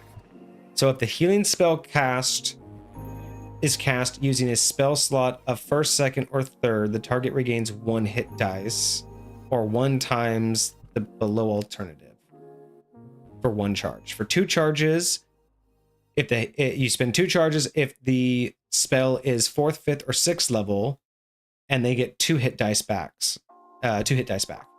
And 3 charges for 7th, 8th, or 9th level healing spell, they get 3 hit dice back. So are you familiar with hit dice in 5th edition? So hit dice are basically like your what you get during short rests, right? What you can burn during a short rest to get hit points back. Yes, correct. Yes, you can burn those during a short rest. Fighters can use them as a class feature to get some hit points back in the middle of combat using something called second wind. Yeah. But generally speaking, that's just what they're used for. There are some classes that take hit die and use them for different things, but you generally speaking, the only way you can ever regain hit dice is by taking a long rest. Right. And even then you have to like roll to see how many you get And the only back, time the only time you're using your hit dice is to regain it during short rests. during a short rest, or potentially having some class Okay. features. But yes. So additionally, when you fail a saving throw against a condition imposed by a magical effect, such as stun, paralyzed, frightened, charmed, poison, slowed, or possession, you can expend one charge to negate the effect of that condition. This ability cannot negate conditions imposed by physical effects, such as prone, grappled, restrained. That's actually a good. I like that he broke it down into physical. Okay. So, and then note, if the target's hit dice are full, the creature instead gains temporary hit points equal to the hit dice plus the Constitution modifier. Temporary hit points last for 1 hour. And so those are multiplied based upon how many charges you spend. Okay. So I will say, first and foremost, spending a charge to negate a condition, that is so nice to see because that ties it into the other bracelet like immediately. Yes. I feel like if without that, I would have been very confused why these were ever a set. That makes sense. But together you are causing conditions and stopping you basically protecting from conditions. You were basically tilting the scales in your favor. I like that combo. So I will say that much. One bracelet to inflict conditions, one bracelet to defend against them. I love that. Okay. That right there is what makes these worthy of being called a set. Okay. Because to me, again, we don't know who created them, but that tells me that someone created these as like a yin and yang kind of, like, again, the rings. This feels like they are, and two sides of the same coin. And one is more focused on inflicting things and doing damage, and this one looks like it's focused on healing and regaining hit dice and temporary hit points. So I can kind of see the light and dark. This is the light one. So this is the angelic version. So it would make more sense that it's Healy more than anything else to a certain extent. I mean, I'll be honest though, like compared to the other one, this one, I don't think this one lives up to it. Like burning a charge to negate a condition feels great. Yes. And even at 20 charges, that alone would feel like, I don't want to call it a low level item, but if there was just a bracelet that just says 20 charges and at any time you can spend one to negate a magical condition, that would be a dope ass magical item just by itself. Yes. But that would be a much earlier level item. That would be an item you'd want them to have basically their whole campaign, almost like once a level kind of usage, right? Once in a blue moon, once a level. Sure. But if we're gonna say this should be a further end game, right? Go with the other bracelet. Giving people their hit dice back.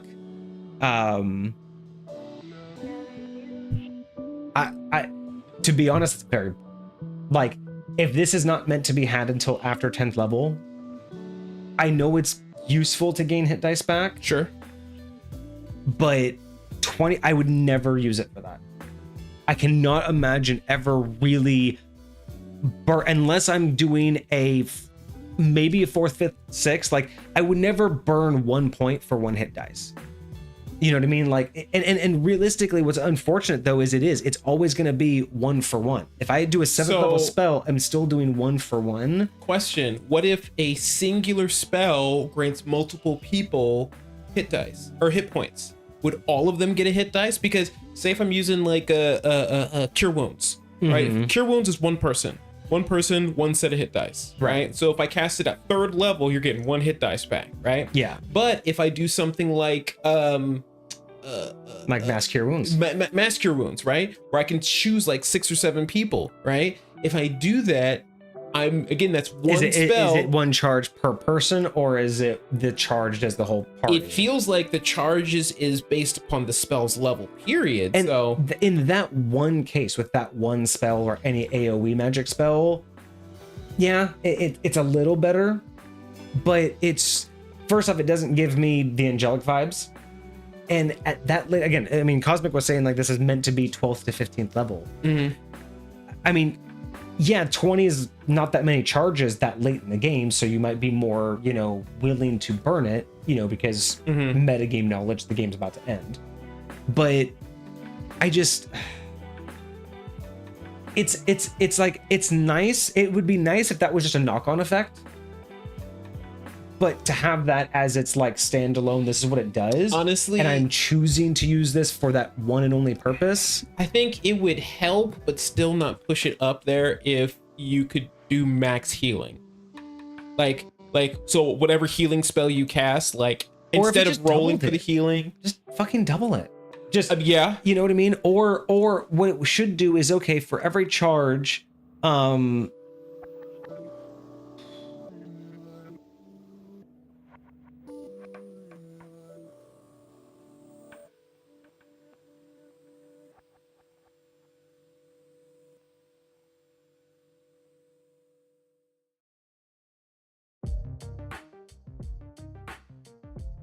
so how do you feel about this instead? Instead of it being based off of the leveled spell, what if each cost did something different? So what if for anytime you cast a healing spell, for the cost of one charge,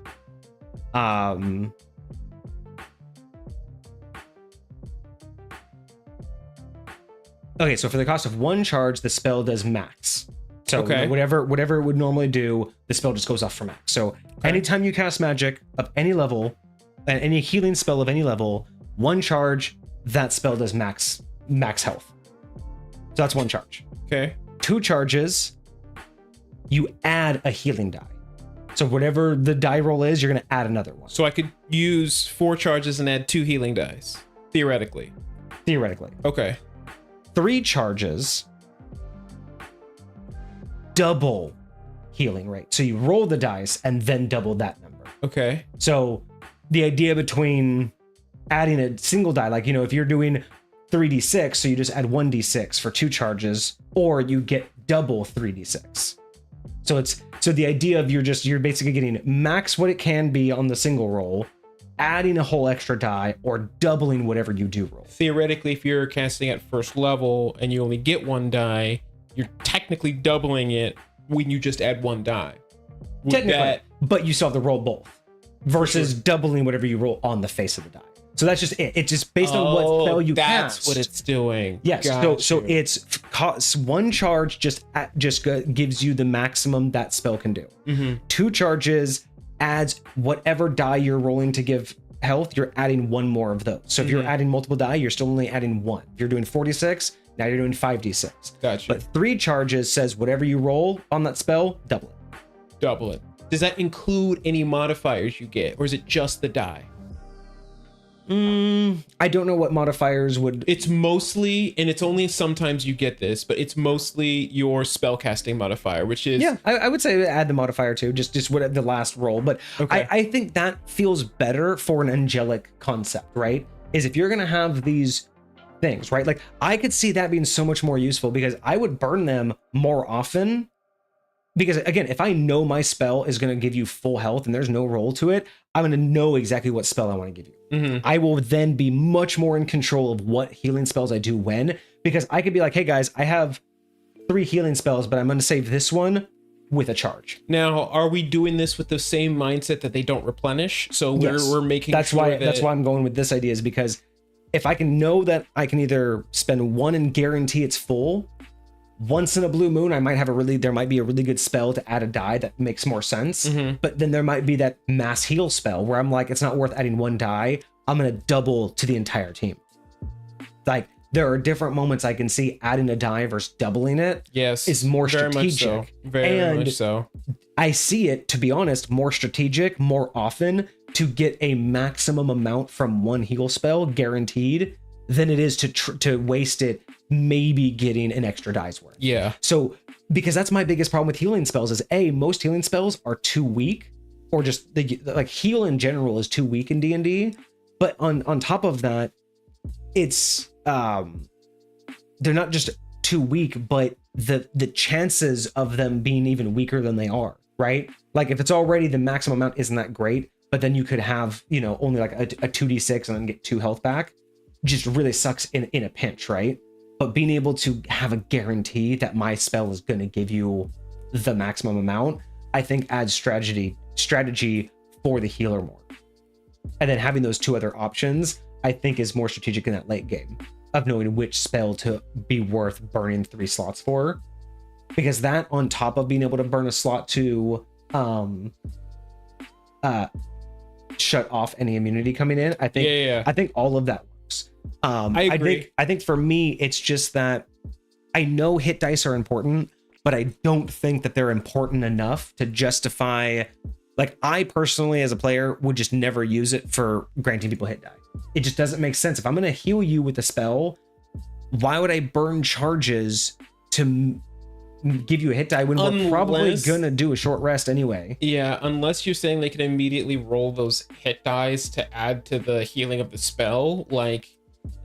I agree. And if that was it too, what if it was, if it was saying that you spend 1 charge for the lower level spells and you add their hit die to the amount of healing that would have made more sense. Yeah. That would have been more angelic, right? The idea that those who help, help those that help themselves. So you heal them and then their hit die helps. Like, or you could have even have had it to where I would have been down with this, remove the charges and just say that this bracelet, whenever you heal someone with a spell, they are allowed to use a hit die at the same time. So basically, it could be your turn's over, but I heal you, and you're allowed to burn Are they expending one of their own hit die? I would say, yeah. Like, that could be another option, is basically whenever you heal someone, you're allowing them in that moment a free action to expend a hit die.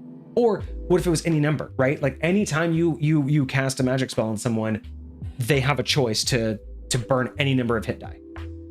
Like that, you get rid of the charges, and at that point, just like the other one, right? Because like the other one just works all the time whenever you're slinging stuff. This would work the same way. Whenever you're slinging health, someone has the choice to be like, you know what? Thanks for the 1d4. I need another 1d6. You know what I mean? Right. I feel like there could be a lot more going on here, because just giving people hit, and like you were saying, unless they're using them, this isn't really. Like, I'm in combat. I'm trying to think of being strategic in combat, right? When I'm using these bracelets. Sometimes you would heal people outside of a combat with that. And maybe that, and again, I don't know if I would want to consider these a out of combat item, right? Like, I wouldn't want to think of these only as being used out of combat. Right. So in combat, I'm definitely going to be focused more on negating negative conditions on myself, but giving you a hit die does us nothing now. I heal you now in the fight, but you getting hit die now, unless you're the fighter who can get second wind, yes, that hit die does not matter until we take a short rest. So I'd much rather do the normal thing and just have vial. Like, what's different than this than just having extra vials of health when we short rest? You know what I mean? Like, I could just collect a handful of health vials, and like again, if your health is 1d10, it would take 2 1d6 health vials, and boom, I have the same equivalent of your health die, right? Right. So is a bracelet that has charges worth more than the gold it would be for me to just buy everyone the equivalent of their hit die in health potions? Interesting. So that's kind of like, especially because you can always get more gold, you can't get more of these charges. Exactly. And why? And maybe it's just my disconnect with 5th edition, but I just don't see the value in hit die for these charges. It's not that it's not that an item that gives hit die back is a problem. It's just how if I only have these 20 charges for the rest of the game, and I can either choose to give hit die back or choose to not get a condition. I don't know why I'm not always going to be guaranteed to negate a condition. especially if it's a guarantee, if it's like, hey, I failed this saving throw and boom, I'm protected from it. Like, and I get, because like that alone I would just use it for. Like if I just had that, like it'd be like, okay, I failed the saving throw, but I'm okay with the condition and I don't want to burn a charge. Like I might be able to save out. Like it's the last guy, I'm grappled, my buddies are all gonna shoot him, or you come over, it's fine. But later down the road, it could be like oh wait, this is the BBEG and he just cast what on me? Nope, we're not doing that. Not doing that today. No whole person today. That's not going down like that. That's what I'm thinking, right? So it's like, it feels like this is too heavily weighted on self-preservation. I just can't imagine. Now, granted, it does kind of show off that it is meant for more like your healer, you're in the back kind of person, right? Because it's meant to, boost their healing ability, but also protect them if they're being targeted. Right. But the problem with that logic, again, though, is the healing part isn't really giving them any benefits here in combat. So if you think about it, it's boosting their healing and then helping them from being on a condition that would stop them from being the healer, right? That's the logic.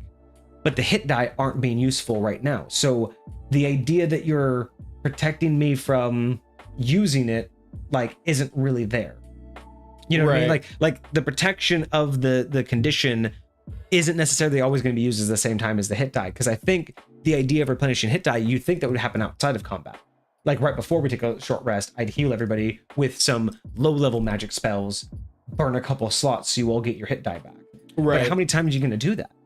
Like, it's the end of the game, right? You're going to be... And especially if you're not getting these back, bro, I'm like... Bro, you're going to be waiting and holding onto them. So that's where my only thing is, like, 20 charges just doing hit die, late game, I don't think the value is there.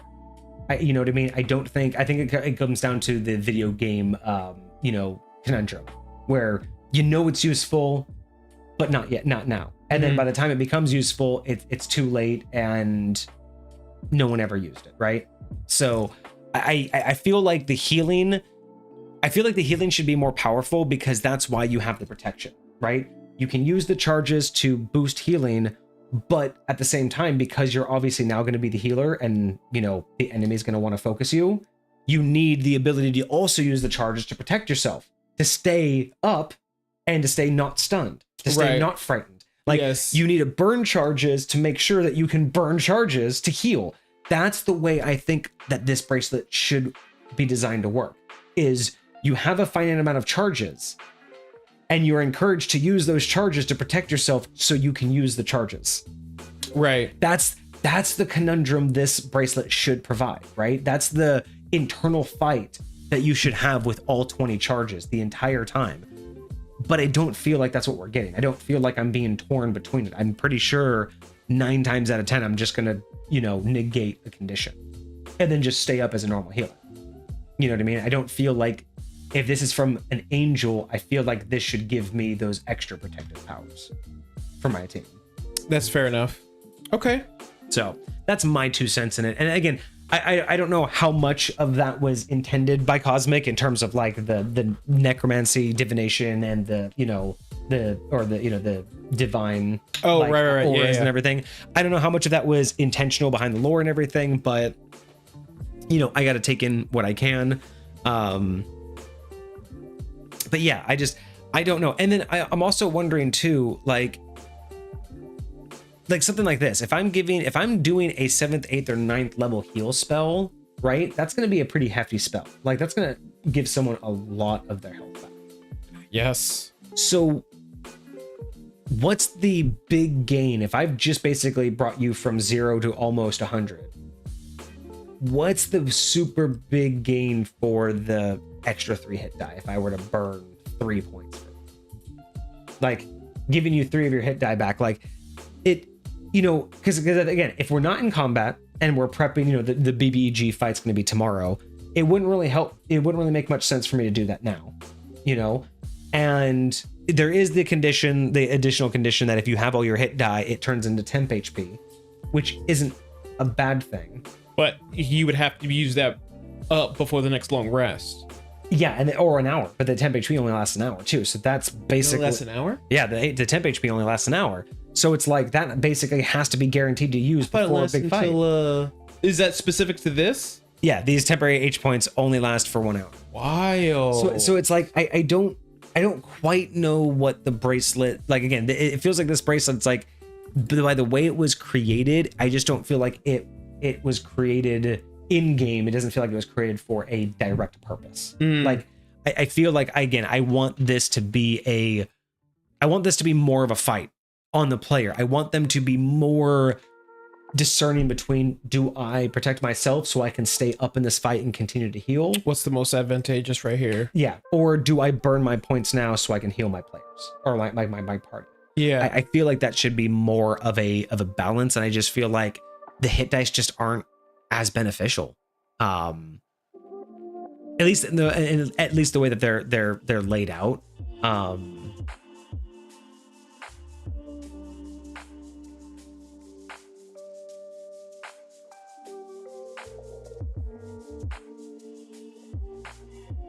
And I guess realistically too, I don't know if I was going to take it just this way, like as written. I don't know if I would break it out as in what level spell.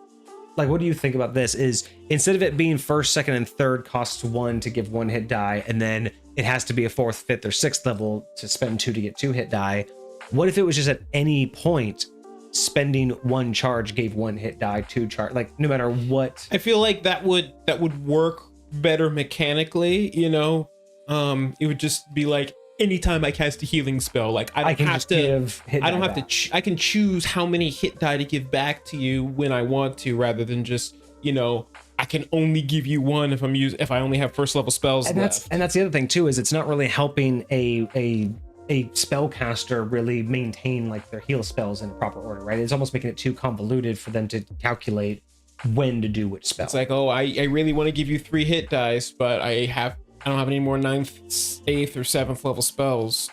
Yeah, I feel like that's really like cutting into too much tacticalness, right? Like too much like planning for when to use it all.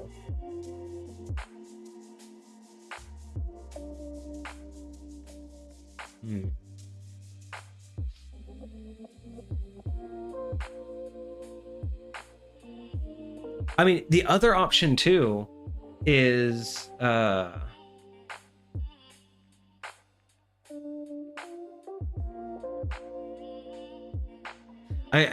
thing you could do too to make it more synergistic or balanced with the other bracelet is you could offer an alternative to where whenever you heal somebody, you give them advantage on their next saving throw against a condition. So kind of like a bardic inspiration point almost. Oh, so interesting. You just heal them. Because like you can burn a point to negate a condition. So what if whenever you heal someone, you can burn a point and give them the negation or give them an advantage on their saving throw? I like that, because the other one gives disadvantage. So what if this one could give advantage? I like to that. Your party? Kind of keeps the flow to it. That would be really interesting, because then they would definitely make them both more of a spellcaster set, which I'm fine with because a lot of magical items tend to be for spellcasters. But that would be interesting. So then when you have this set, all of your magic that's against enemies that's condition based inflict a disadvantage, and then all of your healing does advantage. So you're getting that nice duality of battlefield control, but on both sides of the combat. Interesting. Cosmic wanted to remind us that with his custom BBEG spell, now I don't know if this is the same BBEG that collected these 2 bracelets, but he did say that the more charges that are on this bracelet, because that spell that he has destroys magic items. And so this, now it's interesting because it says that this is connected with an angel, which in my perception would make it divine of some sort. And I'm pretty sure the crafty cheat said it didn't work on divine objects, but I could be wrong. But it said like it'll do more damage the more charges you save up and like have left or whatever. But that's still worth it. That's also very specific to if you have a character that can do something like that, and then again that also renders all of this useless. Like if the whole point of creating this was to let someone who could explode it at its max charge, then all of the powers are useless anyway. And if the players know about that, then they're just going to burn all the power so that he doesn't. yeah, use it exactly. You know against what I mean? him. So it's like it's not like the players can have some foresight and be like, oh, let me not save as many charges on this thing. Yeah, like there's no way to really know. There's no way to really have that help them. So Cosmic has an interesting question too. So here's the weird part though. So using charges isn't an action, but it does require a trigger.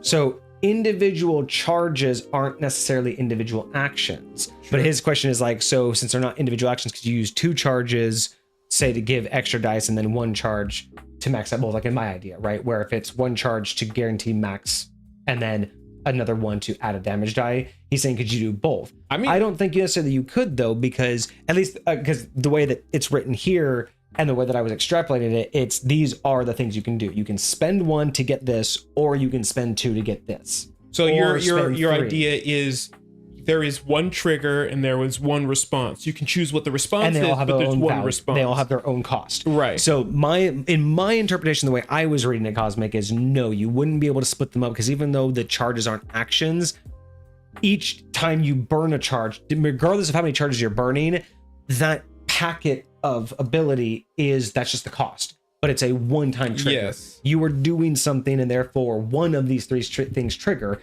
It's not that you can trigger any number, it's just one of them trigger at that cost. Feels like an in response thing, like for magic or whatever. That's exactly how I would have read that. So okay. with my interpretation of how I would have done the dice, it would just be one of the 3 happen. And I think, again, that's the more tactical part, right? Mm-hmm. It's the more idea of, you know what spell you're casting. Is this spell worth just letting it go off at guaranteed full?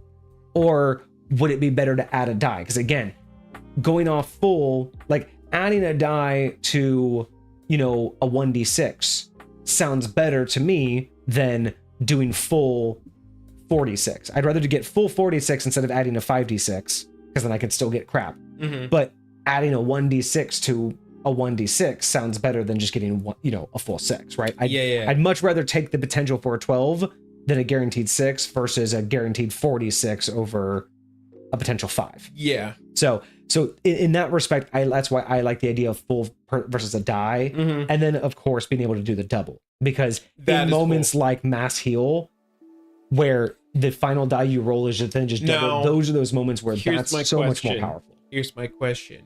Would you allow that choice to be made after the roll? Because how bad does it feel to choose to double it and then you roll a 1 and so you get a 2? That's true. I don't like retconning magic. Because to me, doing that is basically saying that, like, you've cast the magic, you've seen the effect, and somehow you and the magic are smart enough to know that effect and therefore make a secondary decision. But that's not what's happening. In the premise of the game, these are seconds. We're talking about seconds of reactions where once it's done, people are acting again, right? So the idea that you do something, see the effect, then do a knock-on ability, I don't like that when it comes to magic. I like, in something like this, you know what spell you're doing, so tactically you know what you want to happen. It's still not guaranteed. That's why 1 is guaranteed to give you max, 1's only adding a dice roll. Yeah, you could fuck that dice roll. That's that ability of sometimes shit just happens. That's yes, sometimes I do that's why I like with that. That's why I like giving all 3 options. I'll because say, it's as a martial artist, I've definitely been in the scenario where like you're in combat with somebody and I know I have like in my mind it's almost like I'm playing chess. Like I know what I'm going to do. I have 3 different things I'm going to do depending upon how you respond to what's going on. I'm not discrediting that there are split-second decisions being made, but there has to be some limits put on that. I understand. And giving players that much, like, because to me, and again, this is just definitely a personal approach to D&D, but to me, I feel like the creation of those kind of rules is just more of the mindset that players just really are against this feels bad man mentality. And I don't agree that that needs to be taken out to have a good game. Like I truly do not believe that a game needs to be removed of all potential bad outcomes for everyone to have fun. Let's see, I very much agree with that, but I think that the bad outcomes should tell a good story. And it can, and I think that there are some bad outcomes that are just really freaking pointless. And see, I disagree. I think that's a bad storytelling, because I think any bad outcome can be spun. But the idea of just with the mindset of, because it could feel bad, giving people every chance to not make sure, because to me, that's just saying, I want to make sure no bad ever happens. So I want to be able to have the choice after I know if I failed to then have another opportunity to not fail. I want the bad that happens. And I don't know how to put this well, but like, I want the bad that happens to feel good. I want the bad that happens to be something that you as the player can continue to, because like, even for me as a player, when stuff doesn't go the way I'd intended to, like a lot of the times I still enjoy finding out how to overcome how things went poorly, right? And so like there's certain elements where it's like, all right, especially when you're aware things can go bad, especially when you're looking at this and it's like, all right, like I'm honestly taking a chance, right? But there's other times where it's like, there's no reason this shouldn't be a home. Like you were talking about a while ago, when it's like in bar fights and stuff, it's like you don't roll, like you just hit the dude and like you have your little exchange. Like we don't need to go through like all of this stuff, like, you know, just to see if it's like, what you are should be able to accomplish this simple thing. And if you happen to it's like, what is the purpose in this going poorly this direction? Yes, you can turn anything into a plot device, you can turn anything into like a piece of the good story, but how much does that take away from everything else you're trying to tell, when you gotta go down this road to make something worth this failure? And like I said, like, this is really just comes down to your approach to like D&D as general, because I truly don't believe there's any such thing as a bad outcome. Like I literally have played for so long, the only bad outcomes are when there's not a good synergy with the gaming group. Like either the DM has a bad time storytelling or is just, targeting a player. But like for me, I personally can't get behind the idea that, oh, this situation right here has no benefit to fail, so therefore I should remove all chance to fail. Like I just personally, in the narrative and storytelling and the approach to like D&D campaigns, I just personally can't get behind it. Like I can't get behind the idea that something can be so bad that it shouldn't be able to happen. And that is not what I'm talking about, actually. What I'm talking like because what you're saying that is it's not worth it to that to happen, so I want to give my players every chance for it not to happen. I know it's that not worth it. I don't believe that you and I have been in gaming groups together where I know that it's been one of those situations where it feels like there's no, like you just feel like you're a part of the scenery, right? You're not actually playing the game. It just feels like stuff's happening to you, and it's a lot less of an experience you feel like you're a part of, and more like I'm just being swept along with the river. And it's like, what am I supposed to do with this? Like how am I supposed to participate in this? That's a lot closer to what I'm talking about than I believe that's avoiding. But that's way more. I don't think that's ever happened because of a dice roll. I've never seen that situation come up because of a dice roll. That's because of I've had it come up because of being asked to do dice rolls that really we shouldn't have gone down that road in the first place. That's fine. No, not doing unnecessary dice rolls isn't what we're talking about, though. The idea of a dice roll that could fail and therefore it feels bad, so we shouldn't let them fail it. That's what I was saying is not, I can't get behind that. I can get behind removing unnecessary dice rolls. And what my question is, what would make a dice roll unnecessary? Like rolling to open a door. Right? And why we're saying that's unnecessary, because that's something that they should be able to do. Like, well, there's no logical essence to the storytelling unless you bake it in. There's no logical essence. Yes. Yes, exactly. casting a spell that has a dice roll to do an amount of anything, saying that, well, rolling low makes it feel bad, so we shouldn't have that. I can't get behind that, because that's like saying, well, we shouldn't have had the dice roll in the first place. Like, everything, damage has dice rolls. Like, yes, you could roll a 19, hit someone well above their AC, and then hit 1 on damage. It happens. Like, but to me, saying that, but that feels bad, so therefore I want to remove the ability for that to happen. So I don't agree with that. And just like what your case with this, burning an extra charge to get an extra die, that is a risk. You're trying to get a bigger reward for more die, but then saying, but because they can roll a 1 on it, that's not fair. Would you say it's the same thing for a paladin and their divine smite? Mm-hmm. So you think that they should choose to divine smite before they know they can hit or not? Yes. I honestly think so. I don't like the idea that they can hit and then decide, oh, okay, because where is that decision coming from? At what point did they know they hit? Like, to me, that doesn't logically make sense, that they're in the middle of a strike and at some point mid-swing, they're making a conscious decision of, hey, by the way, let's add some extra damage because this one's gonna hit, boss. I don't like things that are retconned in situations that don't make sense. See, you talked about being a martial artist. What we have in game to represent what you were talking about is called reactions. Having the ability to have a reaction, the ability to hold an action and say, I want to go off because of this, or a delayed action, or the fact that things have the reaction ability. You can use a reaction to do something that is, I would say reactions is specifically directed to things outside of your control, and what I'm talking about is stuff that's happening inside of your control, which is where I don't necessarily believe I make that differentiation. Yeah, but like something like the smite, I don't like the fact that there's somehow a triggering point after a decision's been made to do another decision that somehow you can.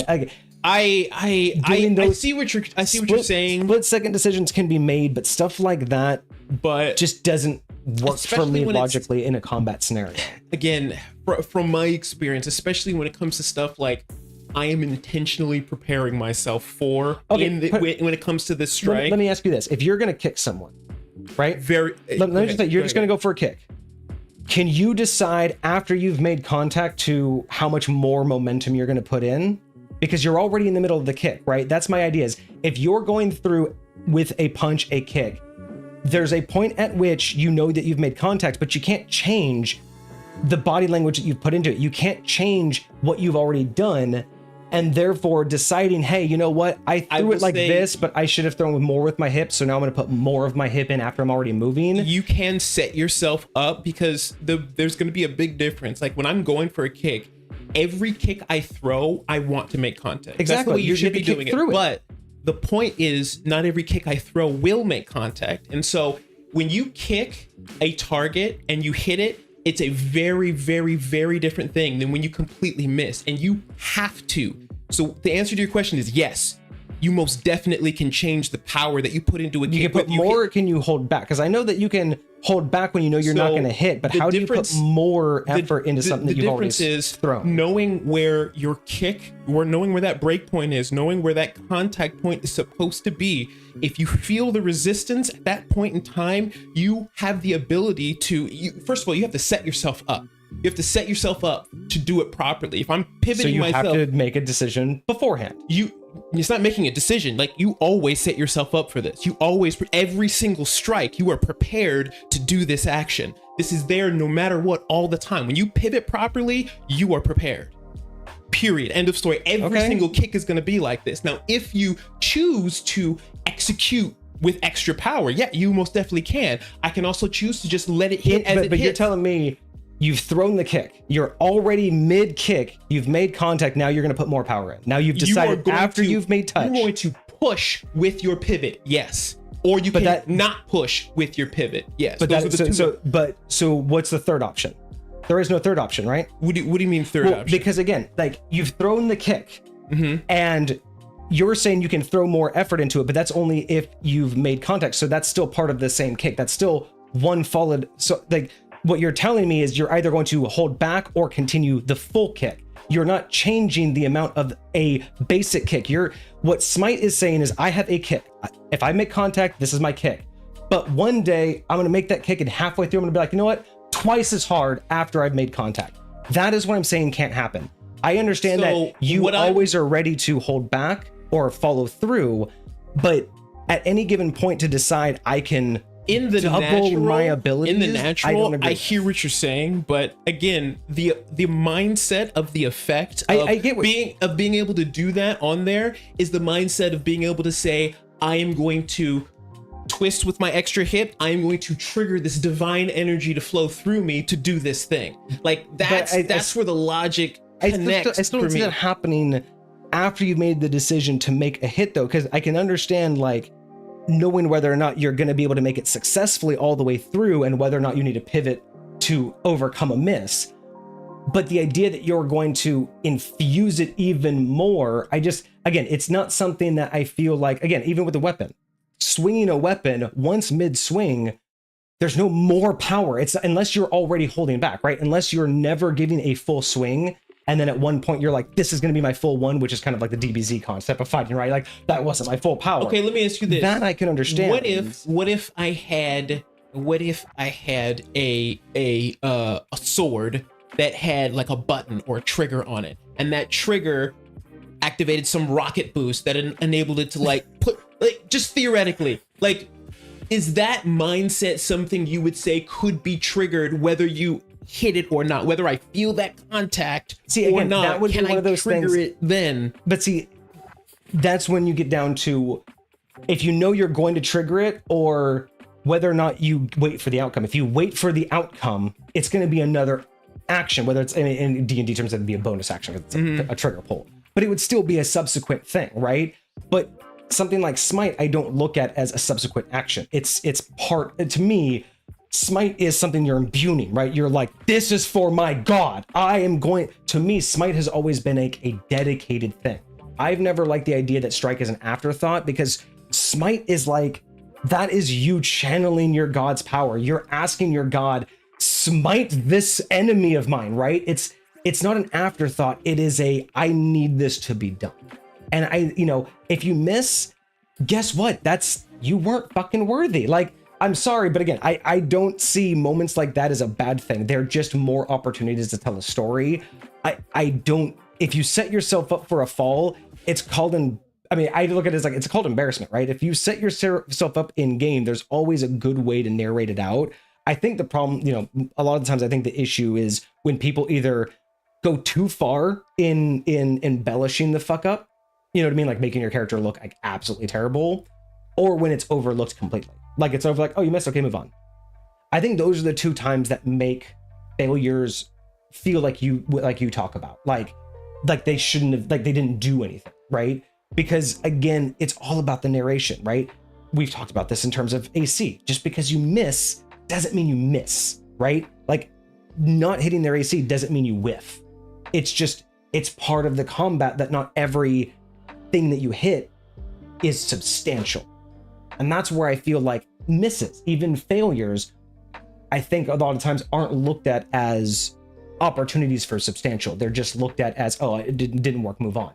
But that's where I have that problem. It's like, I don't ever look at things as just miss, move on. I've narratively in my mind, it's always a dynamic part of the dance, of the play, of the story that's being told. And, if I think D&D has a unique opportunity in this respect. And Cosmic, I know we have your score we need to get to, but I think D&D has a unique opportunity because D&D can do something that most other mediums can't. And it's represent the struggle of fuck-ups in combat. Because you think of like DBZ, right? You get a lot of cool snapshots of like these complicated fights. And a lot of the times you get a fuck up, which is you might see them go like this and the punch comes up underneath and gets in a chin, right? So you see the fuck up as they blocked wrong. You see the fuck up because they're all like bruised up, right? You see that they're like constantly blocking each other. So you see, shoulder to shoulder, elbow to elbow, fist to fist. They're like constantly blocking each other's stuff. But in movies, in TV, you rarely, unless there was some sort of like cutaway to see the buildup of it. You rarely ever get a way to represent a character attempting something and actually not going off, right? Like you could miss a shot, but like sometimes you get an anime where they're like powering up and then they like, get their superpower off and it misses.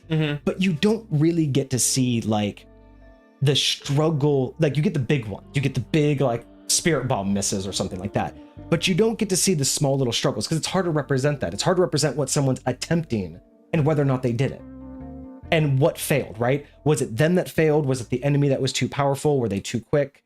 So in D&D, there's almost that extra added narrative, right? Of you get to, as the player, describe what you're about to attempt to do. And if you all just go, oh, I didn't get to do it, so let's just all forget that I had tried that. That's why it feels bad, because you had such a cool idea and now it just flat out didn't happen. But there's a difference between not accomplishing something and feeling like something never happened. Does that make more sense?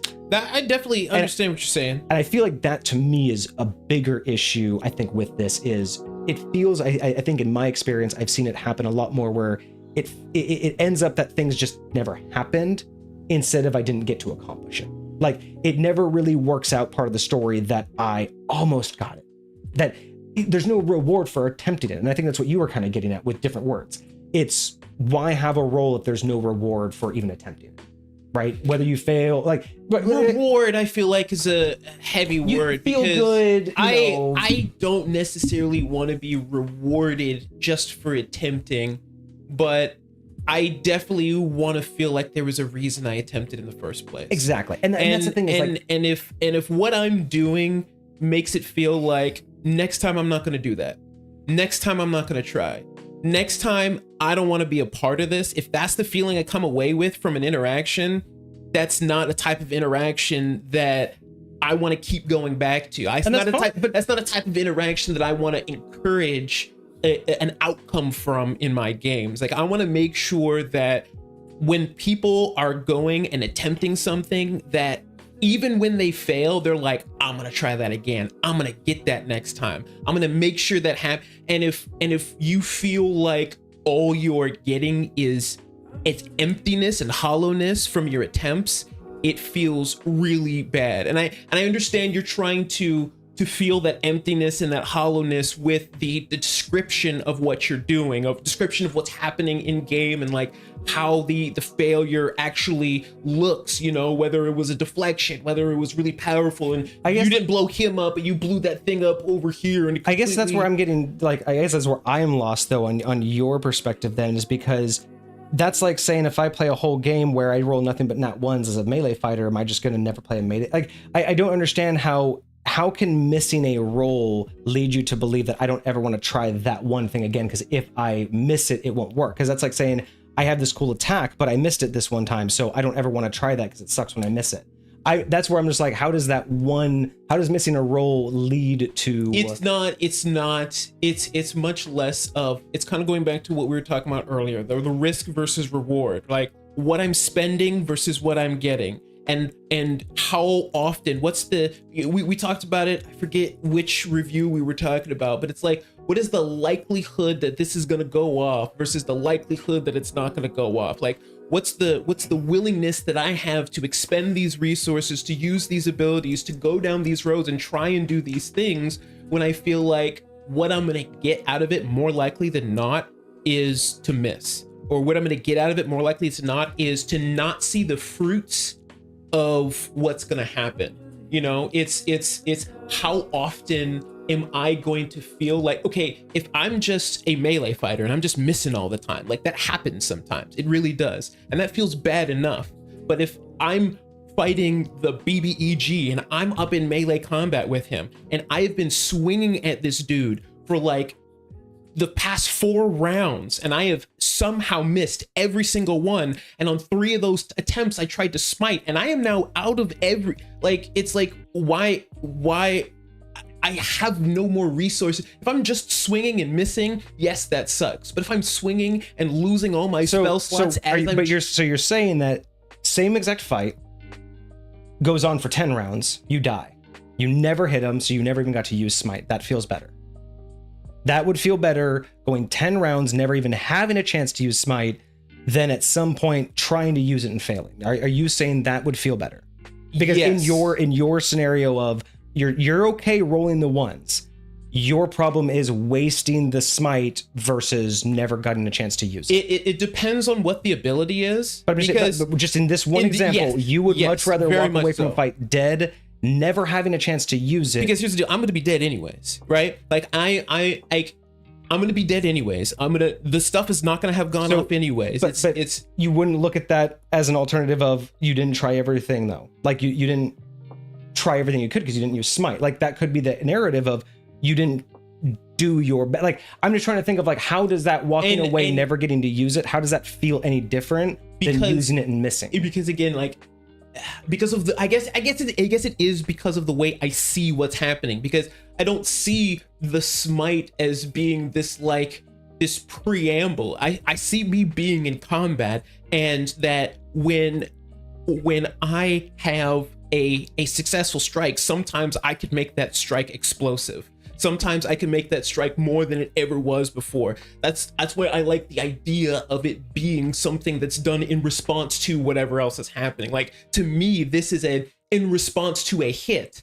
I am going to do X, Y, and Z. I'm going to cause that hit. I'm going to cause that clash. I'm going to cause that interaction to be massive, and I'm going to cause it to do something big. And to me, that's a crit. Like to me, that's what crit rolls are for, is if it's supposed to happen as a reaction to something, that is the quintessential crit hit. Everything falls in line, the stars align, you hit perfect, and that explosive damage your god even bestows upon you the ability to do. Like, to me, what you're describing sounds like smite should just be a crit. All paladins should just be able to smite on a crit. That sounds better to me personally than choosing after the fact, well, this time I'm gonna, like, because to me it's also like, and while you don't like it as a player to not have that control, as a DM, giving players that control feels bad for me in the story of you got to decide not how to narratively use your smite, but at the very end you're like, oh, I know that he's almost dead, so I'm gonna use it now because it's the most beneficial. Yes, that's tactically good,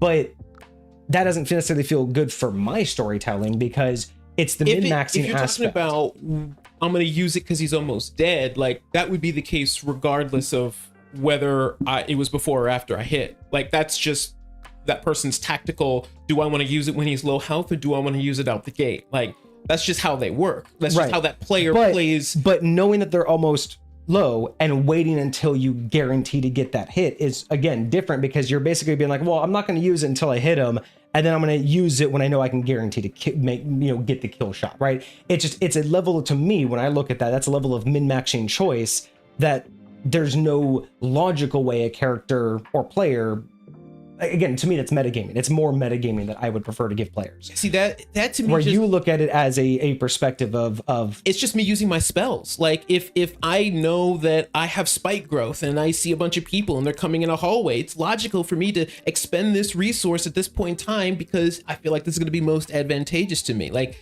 that is the same logic I would use to determine whether I'm going to smite right now or not. Exactly, before the smite. But after the fact, to me, is just not. It's a level of, like, again, player control that's just, it's a level of metagaming. Again, that's a better way for me to put it in my own terminologies. To me, that's more like metagaming. You're basically just giving them a resource that is a meta resource. They can use it only guaranteed when it's advantageous. To me, that's just, I don't like the idea that I can have a resource that literally I'm only ever going to use it when it's advantageous. Like when I guaranteed, it's only ever going to be used when it's guaranteed useful. I mean, and I don't necessarily like a guaranteed useful.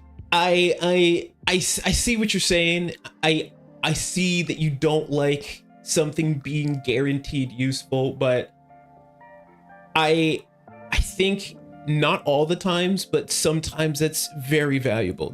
I like having something that is reliable for people to use. And like, yes, there are plenty of things that are risky, but being able to be like, all right, no, I'm going to stick with the basics. I'm going to stick with what I know. I'm going to stick with what I am confident in. And maybe that is them playing it safe. Maybe that is them, not giving it their all, as you would put it. But like, again, that's if that's what they want to, if they want to stick with what's safe, then okay, right? Right. You'll get safe results. from what's safe. You won't get extraordinary results from taking risks and taking chances. I think there's a lot to be said for getting out of it what you put into it, right? And so, but saying that there's nothing that you can do to in the realm of safety, in the realm of, like, I don't even think that's realistic. There's plenty of things that people can do, like even you know out in the adventuring world, like you can be a safe adventurer, right? You know, you can go out and do those things. You're not gonna necessarily get stories told about you in song, but I mean, you'll still make progress, you'll still level up, you'll do whatever you got to do. And so if that's the type of player that they want to be, okay, be that type of player, but recognize that that's the type of outcome that you're going to get, you know? Oh, yeah. I don't disagree with I don't think it's bad for it to exist. I don't think it's bad for it to be there. I do think that there should be rewards for doing more.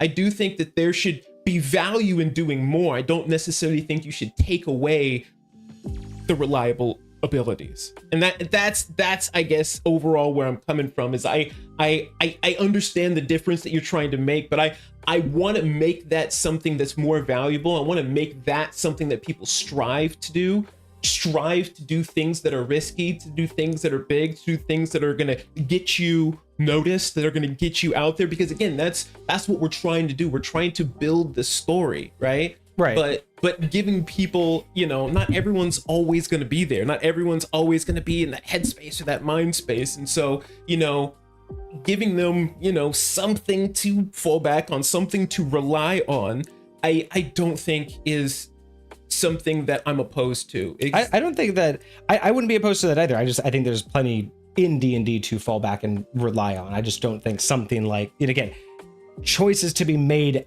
after after an outcome are where I draw the line. I don't necessarily think that that's the player control that is the best way of doing it. I agree with you on I just can't having see it that fallbacks. Way. I hear what you're saying, but I again, it's totally just how you go about, especially on a DM perspective.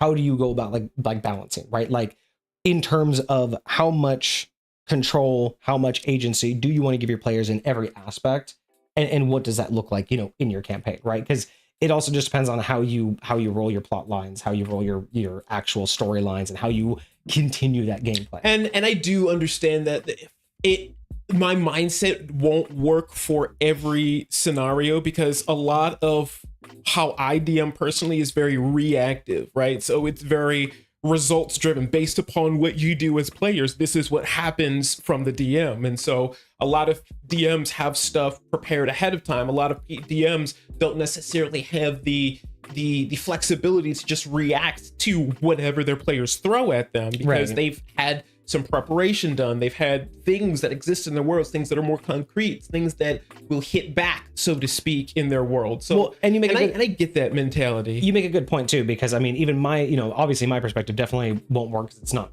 5th edition perspective, but you know, my perspective also comes from a, you know, singular open world. Like the idea of every one of my characters operates within the same universe, right? Like in the same place, not necessarily in the same time, but same place, right? Sure. So for me to run my game like that, I guess you could also say the reason why I also dislike that kind of player agency is because it doesn't go in line with the other risk and reward that I have. Because my game essentially is a permadeath system. Like if you really look at, you know, how a video game would work, High Point's a permadeath system. You create one character, once it's gone, it's gone. Like there are no replays, there are no modules, there's no campaigns. It's not like anyone can do the same thing twice with me in High Point, right? Like if you go to, like if someone goes somewhere and robs some guy, if anyone wants to go rob that guy, they're either gonna be before that person robbed him or after, but it's not like they'll go do the same robbery. Right, but so would you say with that, my risks and everything are a lot more intrinsic, right? Like they're a lot more ingrained in terms of how you play through my game is going to be a lot different than how you play through yours. Most definitely. And definitely like that when level. you say once you're dead, like in my mind, there's, to me, death isn't the end. No. I just mean like if you were to honestly lose your character without ability to game forward, that you have to go create a new character. We'd start you somewhere else. We'd start you in a different and you would just continue gaming in high point wherever your other character would be, right? But it's not like Doft, you know, your Earthbender. It's not like someone can go and play his storyline and go through the same places, locations. Very much so. I don't play like that, right? So in the sense of, you know, having those like fallbacks, to me, I guess it's kind of like just the way I look at how I expand the narrative and the world itself, right? Nothing really has that fallback option. Everything, I guess, kind of is fallback. Like the smite only works if I know I've hit them. You know, nothing really has that the way I progress, like the whole way that high point expands, how it evolves. I don't really have anything that I could take a step back and try again. It's like once something happens, boom, locked in, move forward. So the idea of like, I'm not sure what you mean by try again. Well, again, so it's like, I say try again is because I always look at it as smite is a thing where it's like, oh, I missed him, no big deal. Oh, I hit him. Okay, well, now I want to do that extra damage, right? It's that whole thing of, well, I had an idea of what I wanted to do, and I'm not going to decide whether I wanted to do it until I know if something happens. That's not how I look at like the evolution of high point. High point is things are happening, and yes, there might be contingencies of people's plans, but those plans are like, it's like, it's not an after the decision fact. It's always a, this is what's going to happen based on what I see happening. I like decisions being made. I see what you're saying. Forward, right? It feels like a lot of this order of operations okay, type deal. Put it this way. This is again an exaggeration, but I like my exaggerations. Imagine a king going to war. He's currently at war with this other kingdom right here, and he's not sure if he's going to topple their towers or not, right? But he's going to send other troops to this other location, right? He's just sending troops out. The idea that if he knows that he has this contingency on what happens over here and what happens over here, but the idea that if these walls go down, right, he hits them, he's not then going to make a new decision of, oh, okay, well, I'm going to then remove all of these guys over here because the wall went down. Now you guys are going to go over here. That's not tactical. That's not logical. To me, it was if the walls go down, I know I'm pushing troops, so they're ready to go, right? It's already a made decision. Not this, oh, okay, we did knock down the walls. Okay, now I'm going to decide to do something. It's that kind of idea of cause and effect. See, I don't like the idea of this. I didn't make a decision until I knew. Now I'm going back to make a decision that affects what happened. That's the kind of stuff I don't like. That's again where I find that that's a very hard analogy for me, because to me it feels a lot more like, hey, I'm going to send my troops out with these trebuchets, and only once my troops breach this door am I going to launch the trebuchets. If I don't breach the doors, I'm not going to launch the trebuchets. I'm not going to spend the ammunition. All pre-planned. All planned. Exactly my point. But the trebuchets are there. They're still there. You still brought them, but you didn't spend the ammunition. Right. But you didn't spend the resources. But to me, that's not what smite is. Smite is, oh, the doors are breached, send the trebuchets. And see, that's where we differ, is because to me, my thought is the doors are breached. Now fire the trebuchets. You can fire the trebuchets or not fire. I can expend the spell slot or not expend the spell slot. I can smite them or not smite them. But that's still the side. But you still had, again, in this, I'm still prepared to do it. But you still had to send the trebuchets, which means you decided that if, again, I'm going to use smite, and if I hit him, smite will work. And if I don't use smite. But guess what? You still sent the trebuchets. You still sent the ammo. So with this battle over here, guess what? Those trebuchets can't be moved over here now, because you sent them with that. Remember, he sent out 2 armies. If you sent the trebuchets to knock down that wall when they hit it, you can't then decide to send those trebuchets over here months, a battle that's months away. You burnt the smite trying to push. If you didn't follow that wall, right? If that wall didn't fall, you didn't use smite. You're absolutely right. But you still burnt the resource. You still sent that resource to that advancement, and this advancement over here doesn't have that resource. That's very much where we differ, because I still have those trebuchets. I still have that ammo. But they're months away. You can't move that resource instantaneously to another battle. That's what I'm saying, is like, you had to know that resource was going to be used, and if it wasn't, you can recall it. But you can't instantly use that resource in a different battle when you sent that resource. I think that's the difference between troops and divine connection to a deity. And I genuinely think that is where it's I have the ability. I am the troops. Wherever I am, the trebuchets are. Wherever that's where the magic goes. I don't have to expend it. I don't have to throw it away. I don't have to get rid of it, because I am the conduit, because I am the channel, because I'm the one connected to the god. All I need to do is say now. All I need to do is say Odin. All I need to do is trigger the magic to come out when I want it to, when I feel it to, when I'm ready for it to. And so again, I get the mentality. I get trying to mitigate how much player agency they have.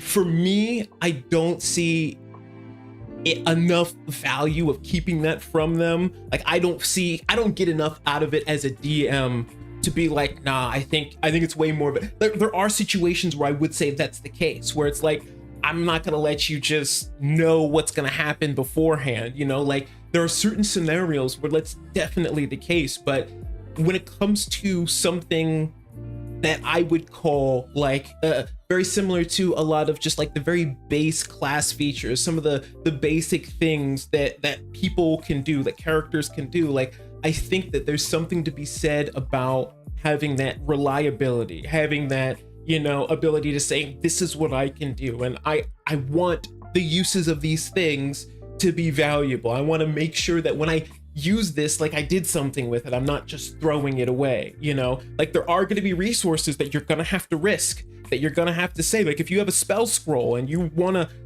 use this spell on the spell scroll, guess what? That spell could miss. They could save out that spell. It could be expended and gone. You know, same thing with other spell slots that you use. Like, it's very possible. But with this feature, with this basic, like, I understand being able to say, especially with how it's being portrayed, how it's being brought out in the person.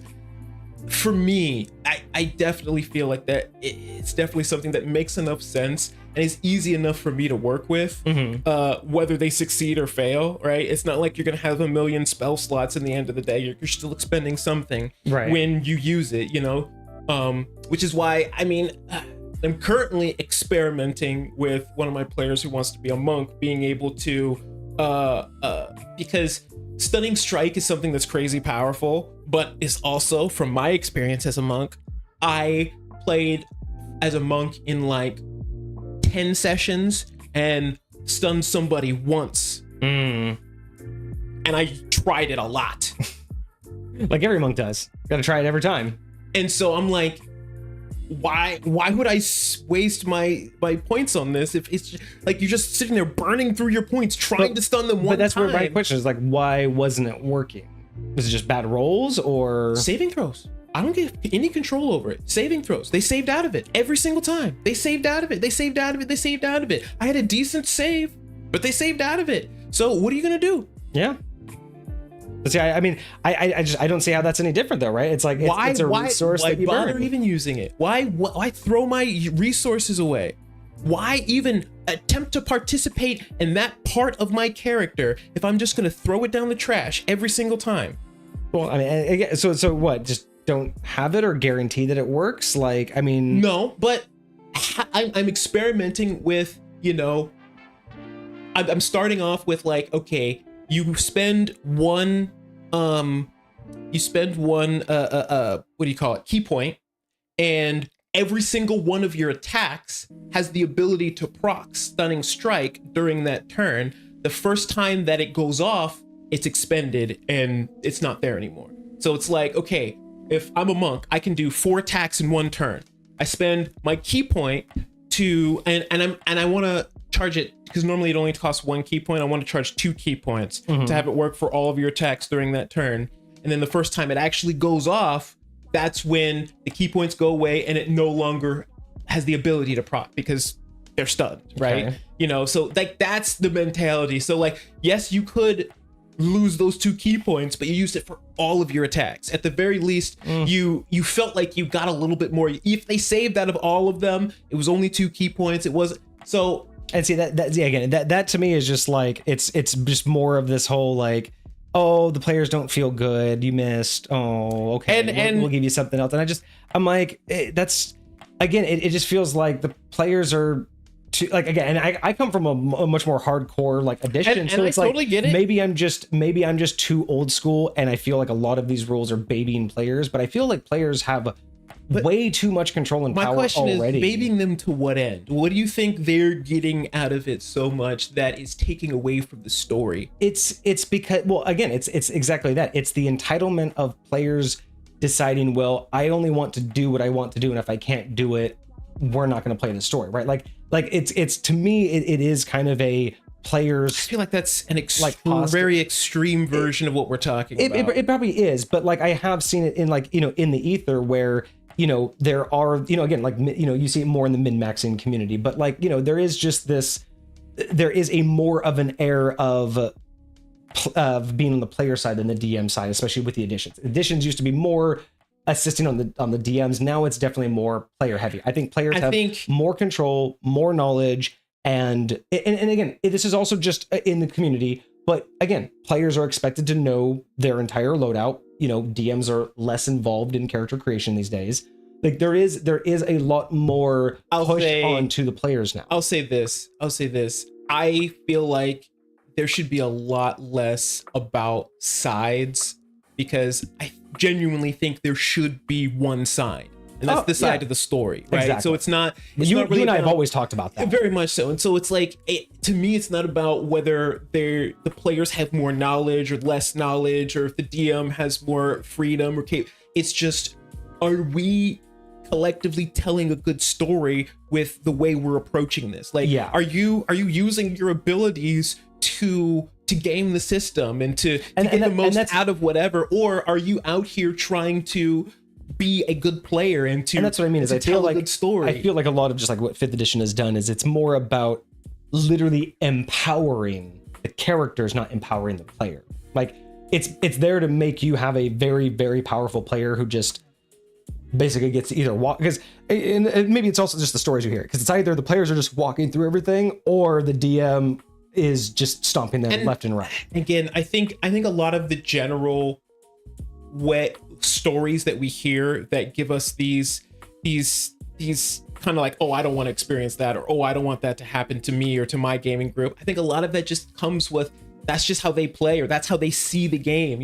A lot of what we're seeing in the D&D community is just about how people homebrew things, how people create things, how people are using the rules as written. It's the lens in which they see the game through. When you read the PHP, how do you hear it? When one DM hears something, it's like, oh, I'd rule it this way. Another DM hears it, oh, I'd rule it a different way, And it's like, okay, so everybody has their different perspective, their different ways that they want to, and I think that these DMs, that these groups that you're hearing about, we're listening to a lot of cosmic stories and a lot of the choices that his DM makes, and some of them are like very interesting and very cool, but a lot of them are like, wow, I wouldn't make a decision like that, or I would not allow certain things like.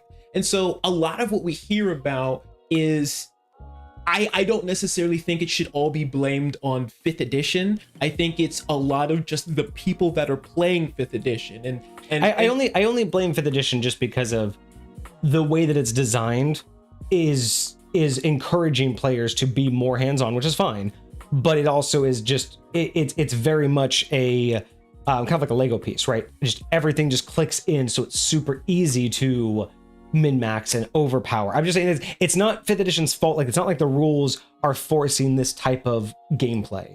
It's just that the rules make it easier for that style of gameplay. And I do understand that. Like Cosmic put a perfect example of this, like going back to your Stunning Strike.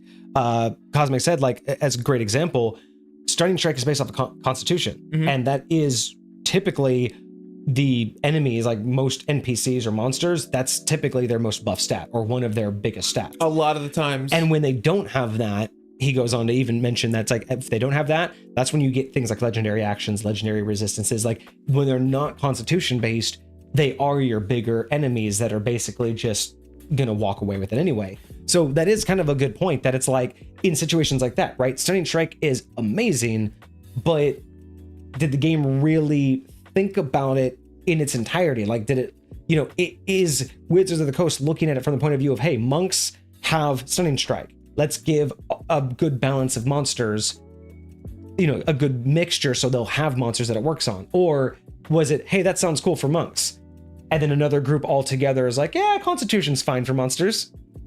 not thinking about the synergy with the fact that, well, now monks have nothing, right? Yeah. And that's where that whole thing is, where it's like, when I blame 5th edition, I don't mean like they're telling people you have to min max and DMs, you have to just kill your players. It's just that the way in which you go about making the characters now, the subclasses, and the way that, you know, it's designed for combat, and the way that the campaigns typically like go, you know, like unfold now, that's what I mean by I blame 5th edition. It's not like anyone's intentionally, it's just that they did a lot of things that really were helping the player. And let's face it, that was needed, because older school editions very much required the DM to be the most knowledgeable person at the table. You know what I mean? Because back then it wasn't like everybody could own all the same books, right? And be all up on the date and then come to the game 100% up to date, right? It was like everyone had to learn as you went, and the DM was the source. But nowadays, what I mean by, again, why I blame 5th edition, nowadays it's much more on the player because of the extreme expansiveness that character building is. It's far more up to the player to know every nuance of how your character works to inform the DM. Whereas before, it was much more about the DM making sure everything worked. And there's definitely accountability for players, hopefully, when it comes to like the rule sets. It's like, oh, I can check to make sure that's how this works, or whatever the case may be. But I to a certain extent, I appreciate that, because, you know, again, as you said, there was a lot of that responsibility that weighed heavily on the DM, and now having to share that responsibility, or like offload some of that, like they can focus on other things like NPCs and making sure that their side of combat is taken care of appropriately, while everything else is just kind of runs itself. You know what I mean? So like I can get that to a certain extent. Like I would say it's not a problem with 5th edition, it's just a symptom of. Like, again, when I say I blame 5th edition, I'm not saying that 5th edition has a problem. I'm just saying that there is definitely a symptom of overpowered players, and I just mean that in both the terms of their character creations, as well as the knowledge that they have, and just the ways in which 5th edition has allowed just so much interplay with all of the ways that it can stack. Because it's also just one of the most expansive editions. There's just that's very so fair. fucking much that you can mix and match. It's not I don't want to call it black and white, but it's not as linear in terms of its build, right? So a lot of these rules that we may have issues with may just be holdovers, where when they were created they had one perspective, but how long ago was that perspective? You know, how many monsters ago, how many books ago, how many campaigns ago did that perspective make sense? And now when you look at it with everything else, you're like, yeah, we weren't really thinking about that after all of this, but you can't really go back and, well, which is why I think I say you can't go back and change it, but that's what they're about to do with 2024. That's exactly what they're doing. I think that kind of goes back to what we've always talked about since the very beginning, that the book is just a guidelines, and stuff like what we're talking about like what I'm doing with Monk and adjusting how it works, because I want the story that is being told to not be necessarily about, you know, how he recovers from not stunning appropriately. I want it to be about, you know, his character and how it's developing and how he chooses to use what he uses. Like, I'll throw some really great constitution monsters against him, you know, I'll throw some monsters that are just straight up immune to being stunned, but I'll also give him low constitution monsters, right? And, you know, there's gonna be a chance that they succeed anyways, but, you know, like how to balance that out, how to make it, again, as the DM, I could make it so that your stunning strike never goes off. As the DM, I could make it so that you never use deflect missiles. As a DM, I could make it so that you're never able to charm anybody. Like, I could just do that, but I don't want to do that. I want to create a world that feels realistic, but that it feels like you actually have, that you can actually influence, you can actually do things in it. Like, I genuinely want my players to feel successful, but it's not just successful because I'm giving you free stuff, but successful because that's what you do, right? And so if you're building a character and it feels like this is what your character does, and it feels like they can actually do those things, then that's what I'm trying to create right here. Like, yes, there's going to be times that you're going to be up against something way tougher than you, way scarier than you, way more intimidating than you, and you're not going to be able to just snap your fingers and stuff goes the way you intended to.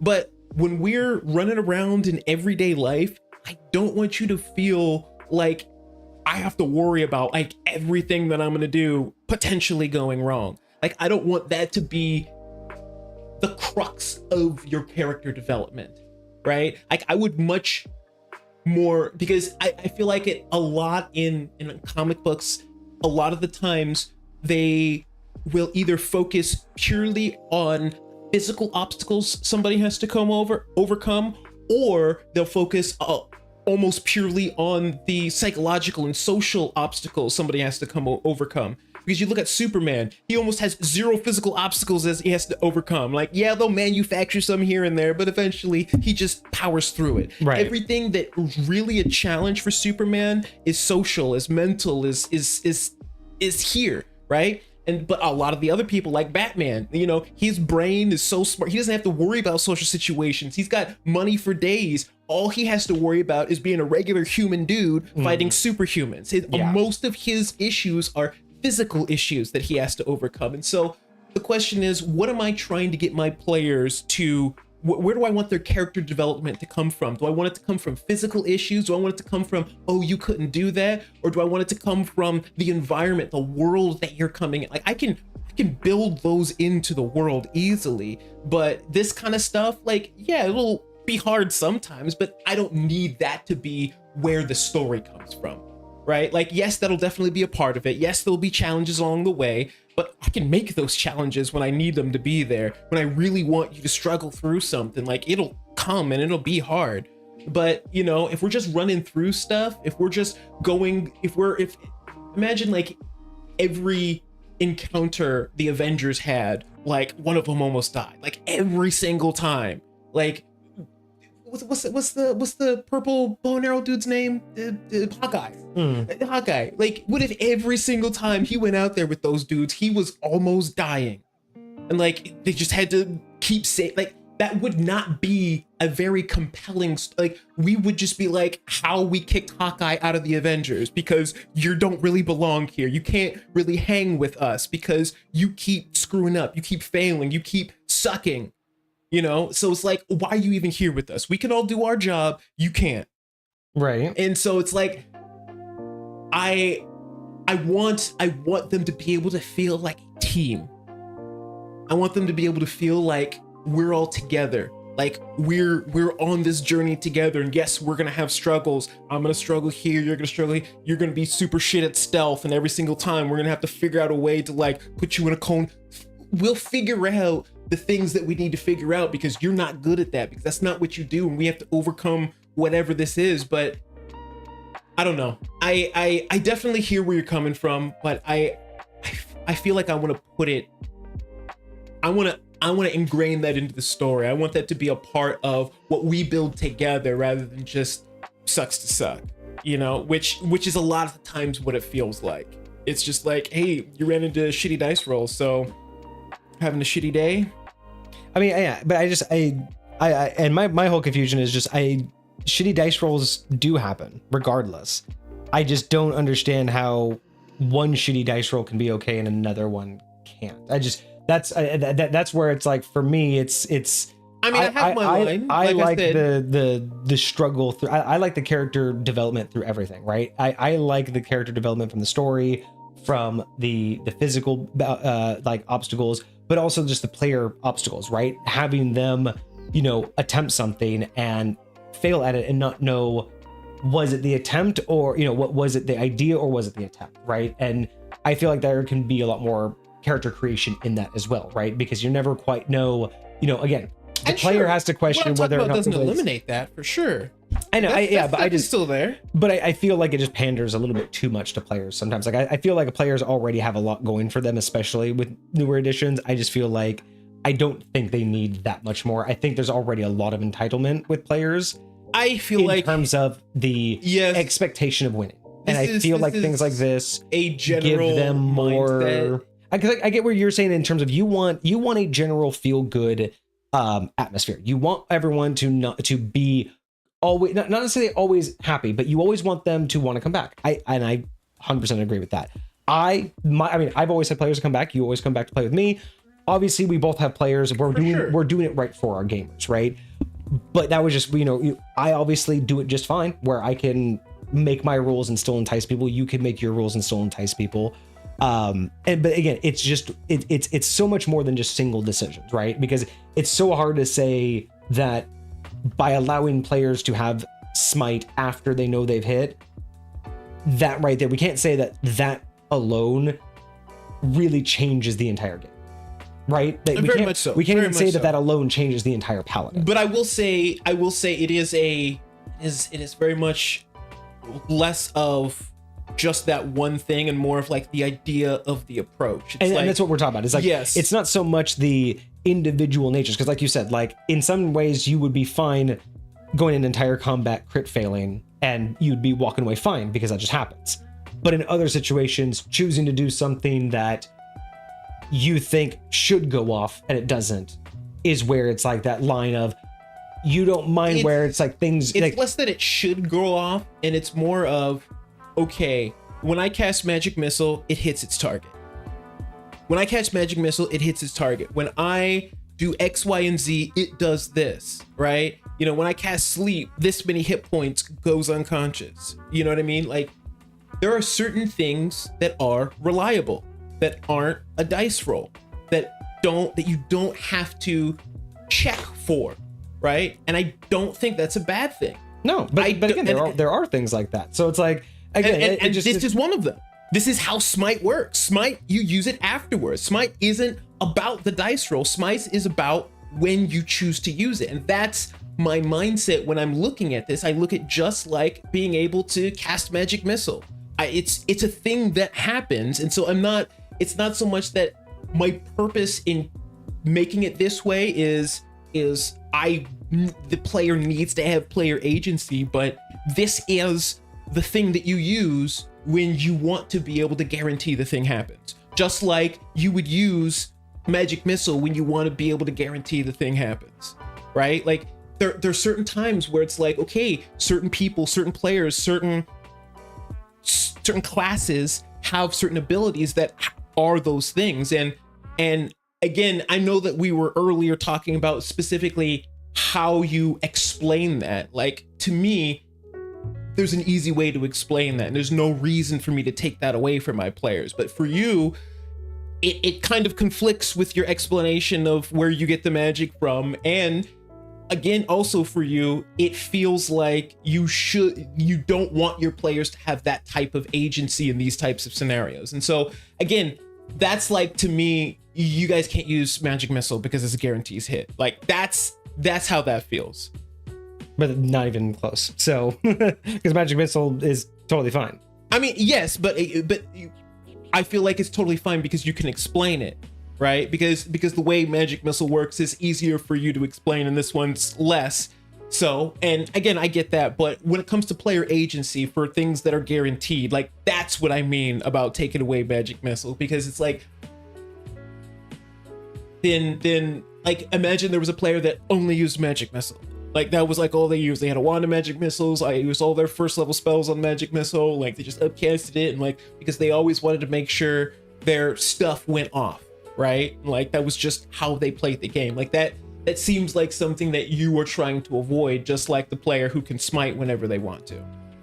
No, but they're two different mechanics. I mean, yes, but they're just completely different mechanics. So but it's referring to when you're talking about player agency. No, it's more mechanical because we've already gone well over this topic. For sure, and for sure. We definitely have to give Cosmic a rating before we continue, because we're already at the 3 hour mark and we don't want to just keep rehashing. That's fair. This one, we'll have to probably cover that on its own topic. Yeah, 100%. A different topic, because breaking down the difference between like mechanical differences, like a spell versus like smite, because the closest you got to making a good point was that because it is divine, it is more upon the gods' decision, and that's the closest I could get to understanding why it is after the fact.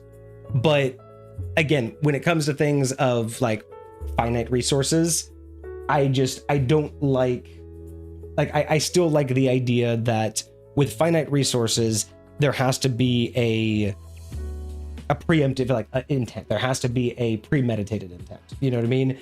And that's just kind of like even with like delayed actions, right? Like I'm going to delay this action if this happens, like a condition area reaction, but it's still premeditated. That's kind of where I do. That's where I kind of just draw my line in terms of like smite for me. Just it is a weird mechanic to say that I can let it go off only after I know I've succeeded something.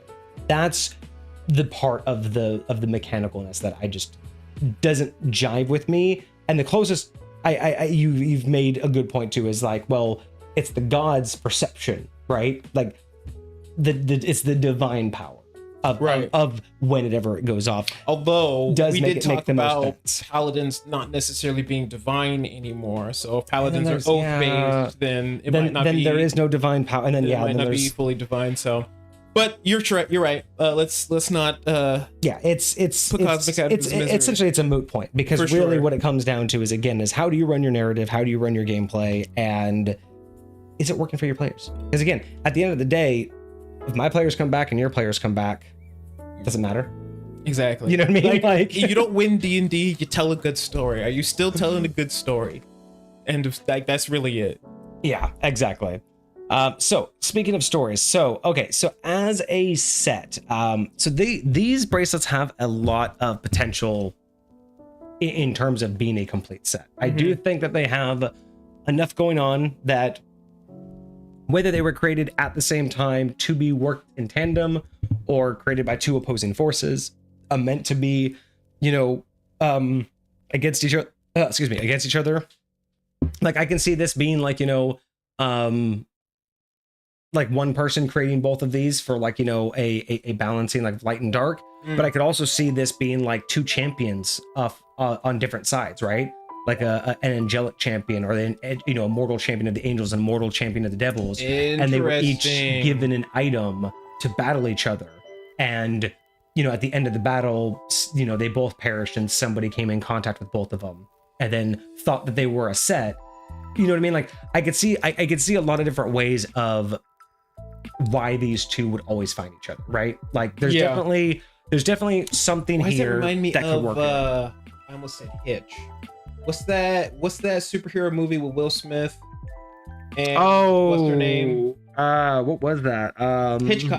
Hancock? Yes. Hancock. Where they come together and they get crazy powerful, but then they both die or something like that. Well, they get less powerful the closer they are. Like they lose their powers if they're together. Oh, that's right. But they're powerful. like basically invincible when they're apart. Yeah, they're like the only two that are like that. So I really do like the fact that these could go together.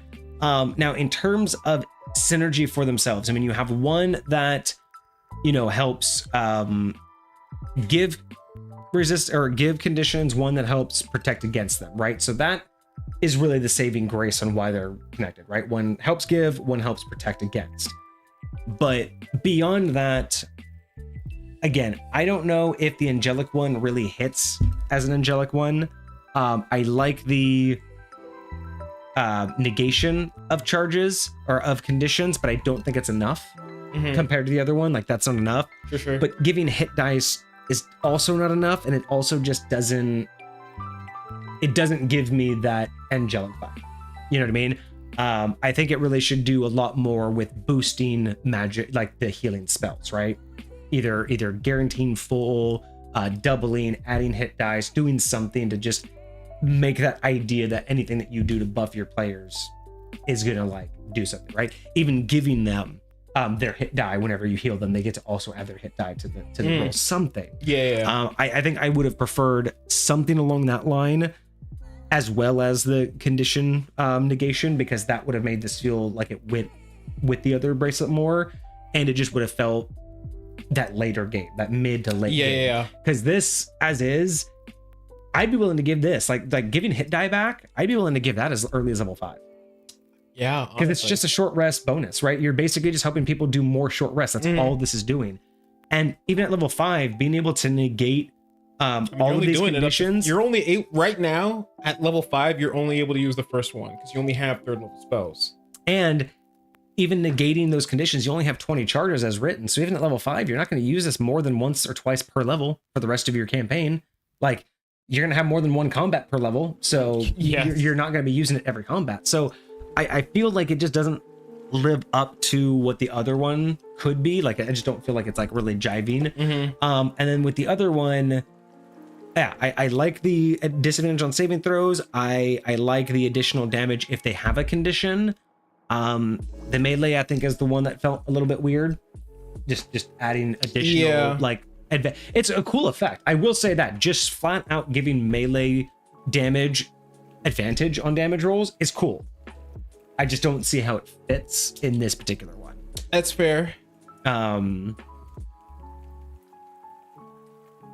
think that to make them better, I definitely think that, yeah, being able to swap out the melee damage advantage, get rid of that and do the whole, when you make a melee attack or when you make any, damage, when you cause damage, that creature has disadvantage on resistance saving throws until the start of the next turn or something. Like that infliction to conditions. Yes. Gotcha.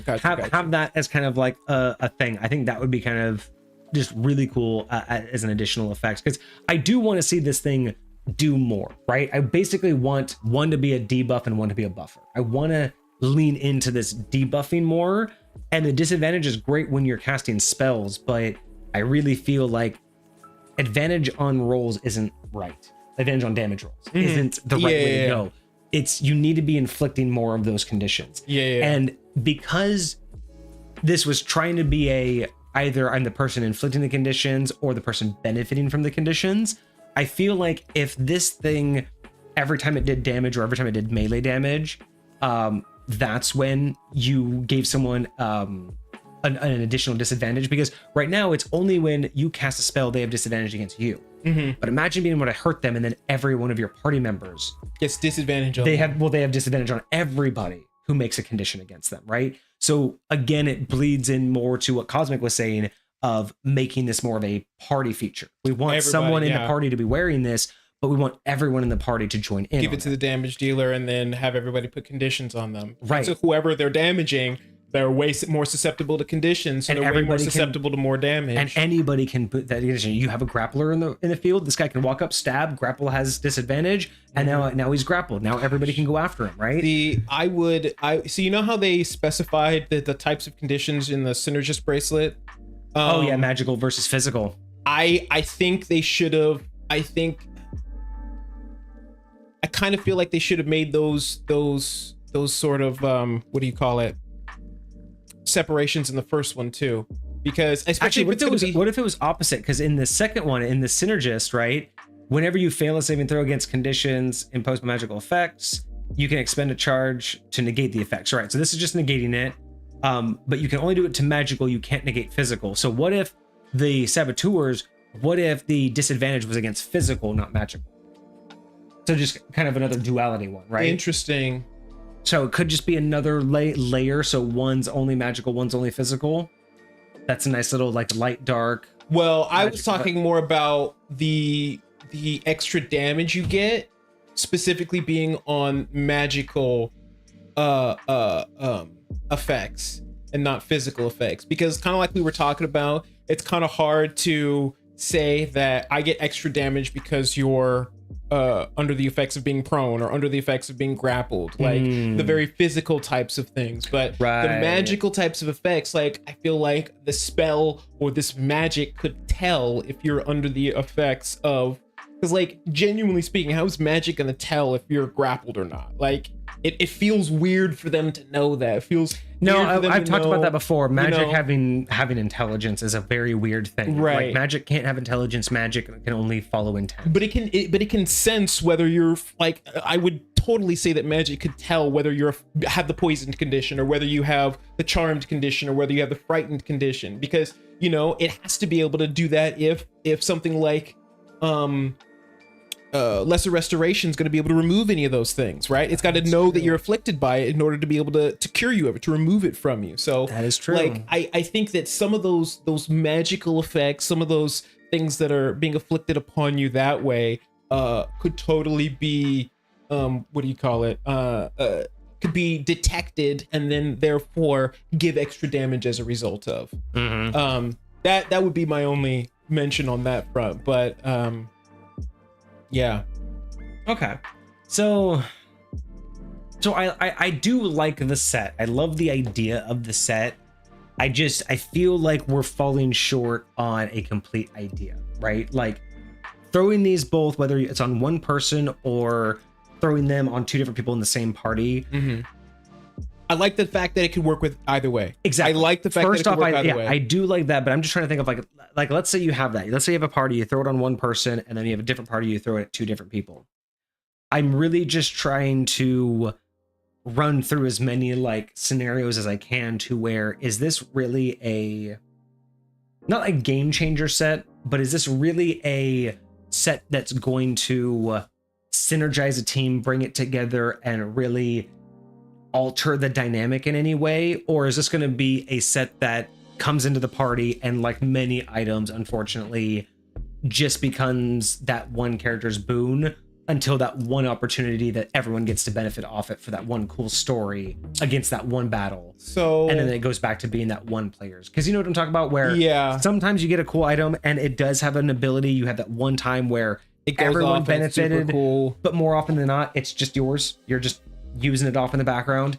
I'm just wondering, are these really something that is going to make a difference, or is it just another magical item? I will say for me, it feels like if you put it on one person, then it's very much going to be just that one person's boon. It's going to be the thing that they use for themselves. Like, I'm always going to put a condition on you. I'm always going to get it seems like one or two extra damage. It's less one for all and more all for one, because you're not really doing anything for your buddies unless you're putting conditions on. Yes. But you're going to get way more advantage if people do conditions for you. Like, yes. It seems like there's more benefit if your team works for you than if you work for the team. Yes. And the only way you could call that working for the team is you're likely going to be the DPS, hopefully the tank, hopefully be able to take most of the aggro and a lot of the action economy. Now, not necessarily. It would be nice if you split them and the person with the Synergist was able to heal you a lot, like using all those like healing things on you, and maybe you took a dip into fighter, and so getting those what do you call it, hit dice back is stupid valuable for you. Oh yeah, you just heal yourself, get your hit dice. Maybe in that particular scenario, like you're using them outside of a short rest, and so it's valuable to have those. But theoretically speaking, you only get 1 second. Actually, you might get 2. You might get, but I'm pretty sure theoretically speaking, you only get 1 second win per short rest. It'd be nice if you could just use it as many hit dice as you have. Like, so really, so a lot of it just needs to be more outward party focus. There needs to be a couple more things that could really like help the party, because again, the biggest thing that helps the party is you can give out more conditions. Yeah, but at the same time, you're the only one really benefiting from having most of that, because everyone else will get advantage on their attack, but you're the one getting more damage output. Yeah, so yeah, I mean, another option too is you could just mix and match this a little bit. So you have the Saboteur gives disadvantage on saving throws, or on disadvantage on conditions, and the Synergist is the one that gets extra damage against those with conditions. That would be a better way to balance this out. So because the Saboteur right now it's easier to give conditions because it has the disadvantage, and it does more damage against conditions. But what if one bracelet gave the condition easier, then the other bracelet did damage against condition? So that's the synergy that you might want to look at, is instead have the Saboteur make spellcasters throw out damage, or throw out conditions left and right. Then the person that's wearing the Synergist, they're the ones targeting the person with all the conditions. And if it's the same person, no big deal, right? You're casting the condition, then you're attacking. But if someone else in the party has the other bracelet, then you two are essentially targeting always the same people, which makes more of a party cohesion. And I really do like that. Like, and that's what I mean when you were talking about like thinking about how these would work. It's like those two people would have a really cool tag team thing. And yes, you can do other things and it won't necessarily break what you're doing, like, so hey, I need to go focus on this guy real quick. That's fine. You keep doing what you're doing, blah blah blah. But when we'll come back, it always works. So like whenever be like, yo, can you pop this dude? I'm like, all right, I got you. And then boom, now I'm just, I definitely like that type of energy. And I feel like it would increase party dynamics, especially because you've split the action economy now. Because having both of those on one person, you're gonna have to spend one of your turns, unless you got action surge or something like that. You're gonna have to spend one of your turns giving a condition, and then the next turn doing damage based off of that condition. If you're gonna do that, if we split these up, right? So if the first bracelet doesn't get any benefits attacking people with conditions, but only gets the benefit to give conditions, what if you added on the other effect where when you give a condition, you also induce necrotic damage? So it's like if you cast a spell that has a condition and they save their save, not only are they inflicted with the condition from the disadvantage, but then they also take necrotic damage. And then the other bracelet comes in and does extra radiant damage on top of them. Wow. So you could have done that too. We could have had a necrotic and a radiant damage against people with the conditions. Because again, then it would have been this synergistic attack, either one character just mollywopping on somebody, or you have two characters focused on the same targets. That could have been another way to balance it out. Interesting. So with that being said, I really do like the idea. I don't think these are completely useless. I do think that they don't really tell a complete story. They feel like they belong together, but it feels like there's just a little bit missing. Yeah. I feel that. And almost, I mean, it's almost like part of the lore should be that they come damaged. So maybe they did more when they were at their full power, and this is just their limited version. So maybe these are all like might explain why there's only 20 charges. Yeah, so it's like maybe these were all like their lowest level. I mean, hell, you could even like, again, the lore wise, the Saboteur also had charges. It's just expended. So maybe the Saboteur had other abilities that just no one knows about. Like, that would be way more for lore and nothing else. But like, you could help explain why they don't perfectly synergize. And then maybe that's another side quest to go bring them to full. Right. But yeah, I really feel like they could lean into each other a whole lot more. Maybe that's just the best way to say it. They could lean into each other.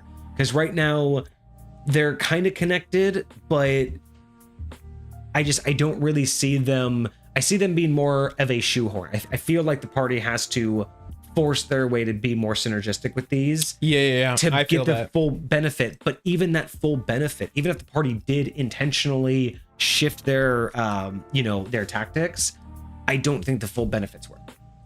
I honestly think after a couple sessions, the two people or the one person wearing the bracelet would just continue to wear the bracelet for the rest of the campaign. And it would just be kind of another spell. You know what I mean? It would just be something that happened every now and again. But I feel like this wants to be the party now has this, therefore the game has changed. Like this is now going to be a cornerstone for every combat from moving forward. I feel like that's what it wanted to be. Right. Not just because I mean, realistically, any late game magic item, any late game thing you pick up really should be a enhancement or a game changer. And I don't mean game changer as in like now you're OP, but game changer as in you have to think about how to use your abilities differently because of this, right? Like you have to think of a new approach.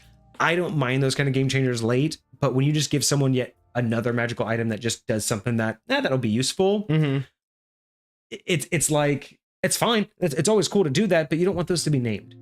And I feel like these things want to stand out and they just don't quite yet. Right. They want to. Now, out of curiosity, when you say named, like theoretically, everything has a name, but you mean like a statement name, like a title. Like you have you could have a dagger +1. You could have a flame dagger. You could have a poison dagger. These are not named things. These are items that have a name of what they are. Right, but a bracelet of the something is a bracelet name. of the Saboteur. There's only one of those, right? These aren't like mass-produced spell of fireball. Well, it's like what about something like what do you call it? The sandals. They're technically the slippers of spider climb. Right. So those are more of a you're calling it what it is because those can be replicated, right? Anyone can make this magic item. They are what they are. You call them what they are. Okay. Right? If you have a wand of fireball, that's what it does. It has sets. It has a set number of charges of fireball. Wand of magic missile. Those aren't titled things, right? But like Mordekainen's, Magic Mansion. Multiple people have it, but that's a titled spell. Right. That's a little bit different because it's a spell, not an item. But typically, when I think of something that's named after someone, named after a place, a time, or a thing, when it has an official name, and when I think of titled, I don't just mean it's called something.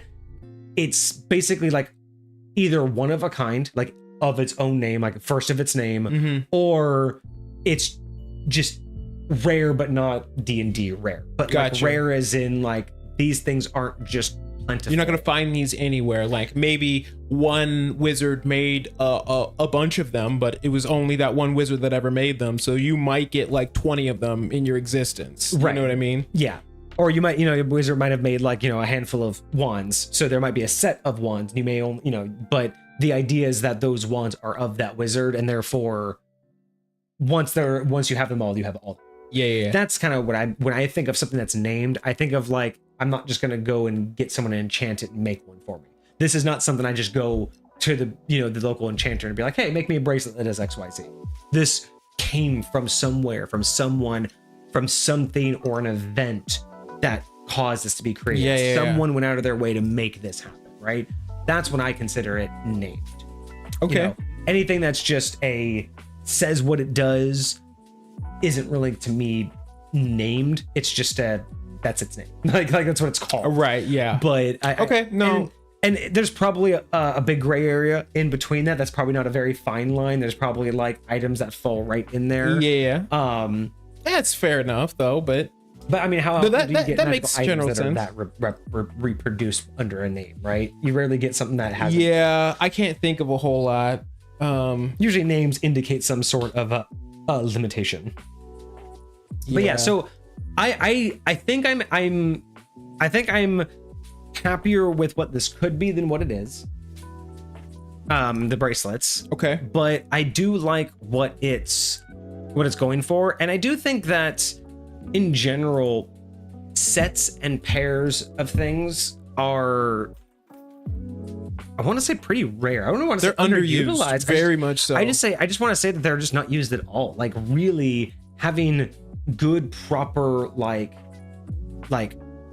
sets of magical items, or magical items that maybe people don't know are only a piece. Like imagine people are carrying around different magical items. Like one has a dagger, and like they all have these items, but what they don't realize is it's like the pummel stones are all the magical item, and they all are actually part of a bigger. I like this for a series for us. You know how we were talking about like creating like characters and turning them into D&D characters and stuff. Imagine we made sets for standard D&D items. So like one I'm thinking of specifically is the bracers of defense. They're just bracers. But imagine those bracers of defense were a part of a larger set of other pieces that when they all came together, then they did something cool. Kind of like a Voltron thing. Lightweight, but like creating like, sets for things that don't have sets, but could, like, like you get the helm of telepathy. It's just a helmet. It has got nothing else with it. But imagine if there was gauntlets that went with it, boots that went with it, a chest piece that went with like that. That would be wild. Like, I think that could be kind of cool. Okay, we'll have to check that out. All right, so score. This one's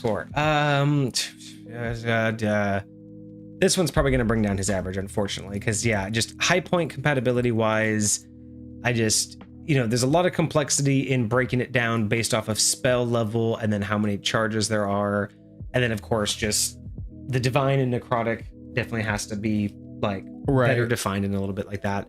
So this one will probably have to get. I do like the idea though. I will give it an extra point for the idea and for the attempt at doing a set. Sets are always difficult. We'll give this one a 4 out of 10 for compatibility. There's just realistically, because there's really only 2 and they each only do like 1 or 2 things, I'd probably have to make an adjustment. I think the only thing I wouldn't adjust is the expended charge to negate a condition. I think that's like the only ability that I just don't change at all. I think everything else I have to make slight adjustments to. But again, I really like the idea of the bracelets as a pair, and I really like that these are focusing on conditions. I don't think I mentioned that earlier, but the fact that these are focusing on very much so inflicting conditions and then getting bonuses off those conditions and not just trying to throw out raw power or raw crowd control, I think that's really a big deal.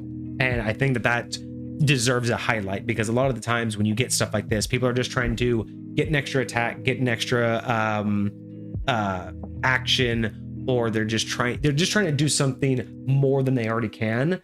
This is not giving them more than what you already can do, right? This is giving you a whole new field of play, because it's really encouraging people to have that crowd control, those crowd control abilities, right? The spells to really get out those conditions.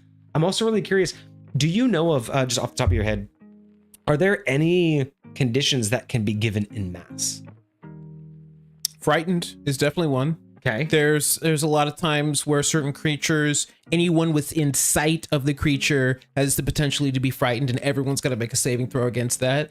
I'm pretty sure there's a similar one for charmed, for like sirens and stuff like that. Anyone who can hear their song has to save against the condition.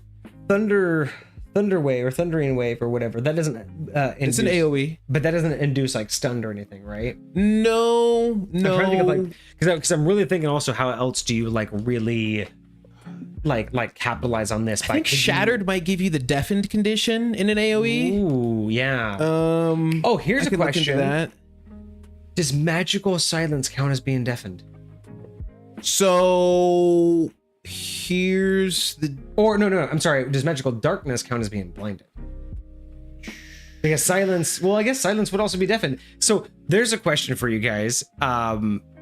Is silence... Is the darkness spell or the silence spell... Would you guys consider those inflicting the blind or deafened condition? Because that would be fascinating. So it says any creature or object entirely inside this sphere is immune to thunder damage when it comes to silence. Oh, thunder damage. Okay. Casting a spell that includes a verbal component is impossible here. It doesn't specifically say that you were under the deafened condition though, which is wild. Because realistic, if you think about it, you're not really stopping them. There's just no sound. You're stopping things from getting to them. You're not stopping them from interpreting it, right? Like, yes. I didn't do anything to your ears or your eyes. I just stopped light and sound from getting to you. Let me look at darkness though. And then Cosmic wants an update on their average. They should still be rocking a 7, I'm pretty sure. I believe so. You've still got to be rocking a 7. Magical darkness, 15-foot radius. But I am pretty sure that those are, because that's more about like a fundamental question for a DM is what would you consider those inflicting a condition or being an environmental effect, right? Because a moonless night doesn't make you blind, right? A what? A moonless night doesn't make you blind. Being in a cave doesn't make you blind. It's just dark. You just can't see, right? That's true. Just because no one's talking doesn't make you deaf. That's true. So that's true. Realistically speaking, I guess those aren't conditions that you can give them for that. You are still at a 7, Cosmic. 7 even? I removed the decimal points, but I can. Gotcha. No, that's fine. I was just curious, but just rocking a 7. I'm not too bad. No, it's very good.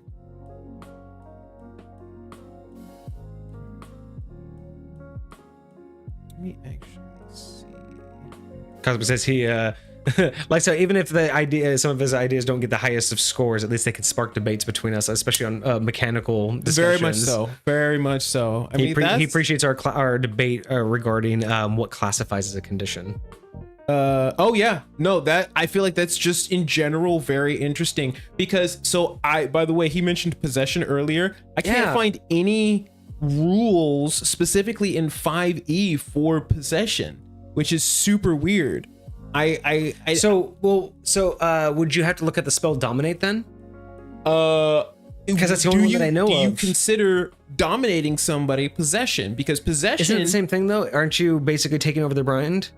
So I feel like possession is where An kind of like entity enters another you. like soul. You know how you can take something out and put them into So a soul is there anything in cage? 5e that possesses? So, like, is there any creature aberration that does possession, or is dominate and in telepathy the only thing that does that? Honestly, I think the closest you're gonna get to that is soul cage, where you remove someone's soul from their body and replace it with somebody else's.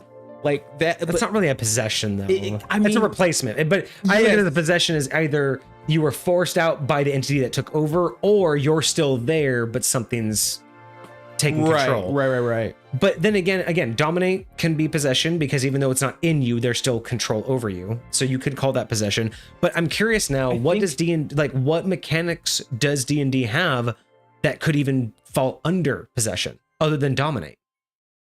Because suggestion doesn't work, command word doesn't work.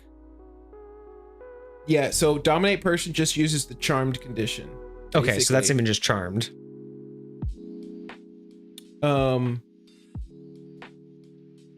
Yeah, wisdom saving thrower is charmed for the duration.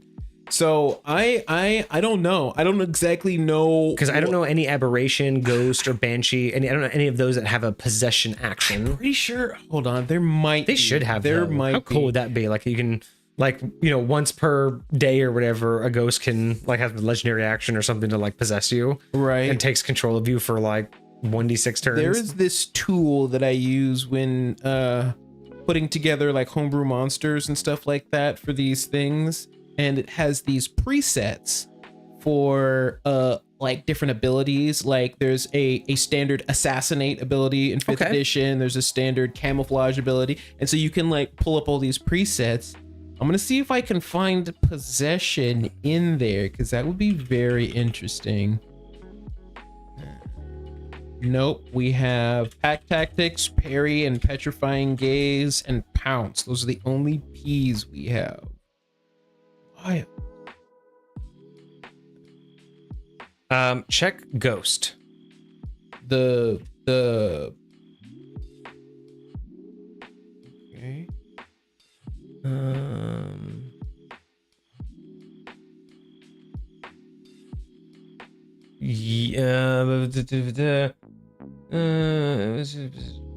Possession. There we go. Okay.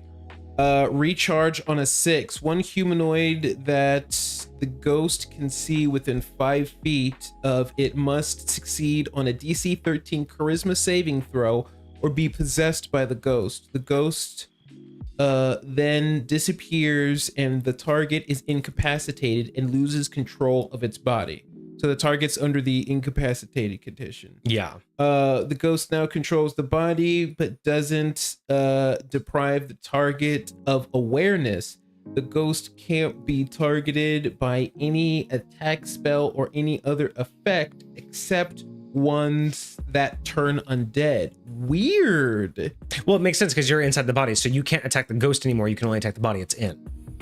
So all you can do is turn undead. I see what you're saying. I see what you're saying. So the ghost can't be targeted, but the body can be targeted. So you're just no longer attacking the ghost, you're attacking the physical form. So if you turn undead, it still is affected.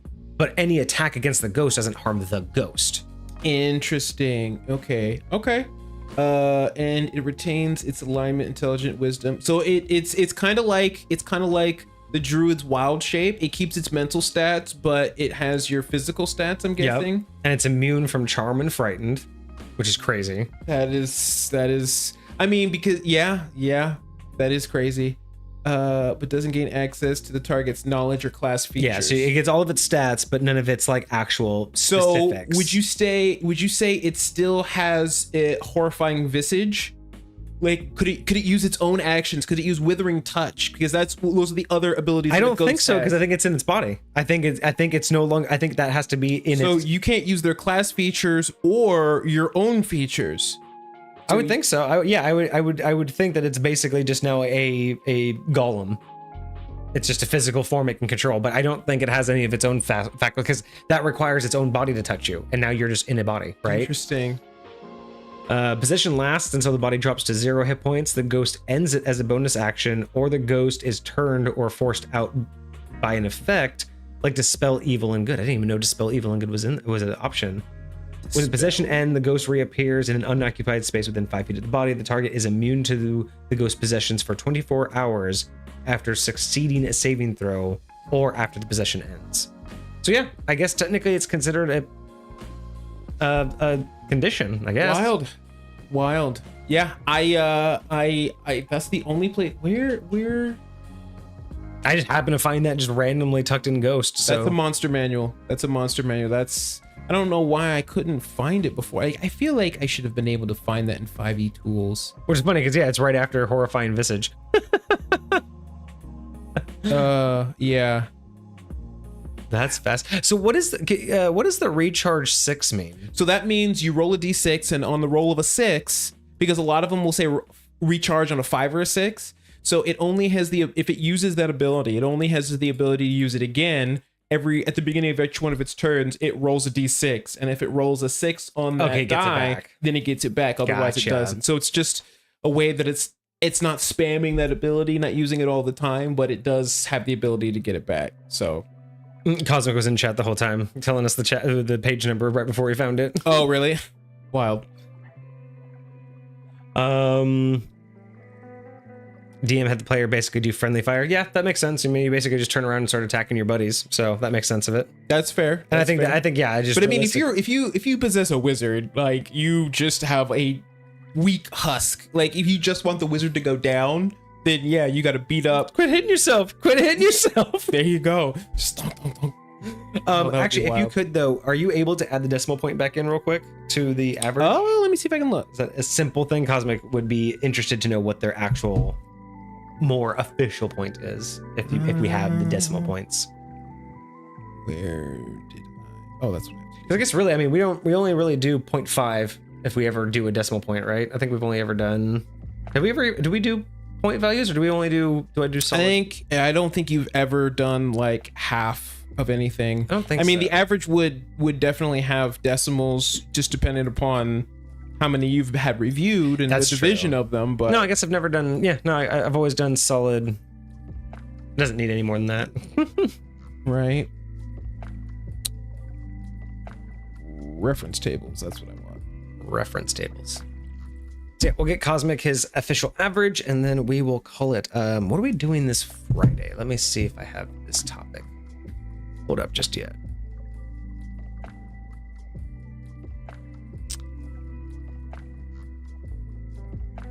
So yes, we do have topics for this. Cosmic is at I think 6.88.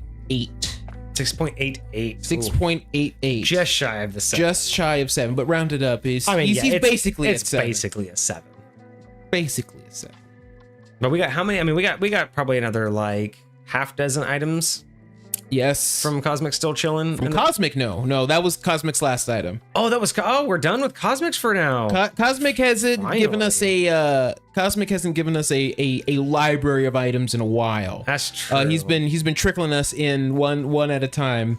Pokeniner and Desmar, they have they've been on a stocked race us up for a while. They're on a race right now. I just see them just the whole end block here. I know, it's wild. Absolute it is wild. Insanity. I'm gonna start shuffling in Desmars into Pokeniners a little bit more, but we got a couple in there.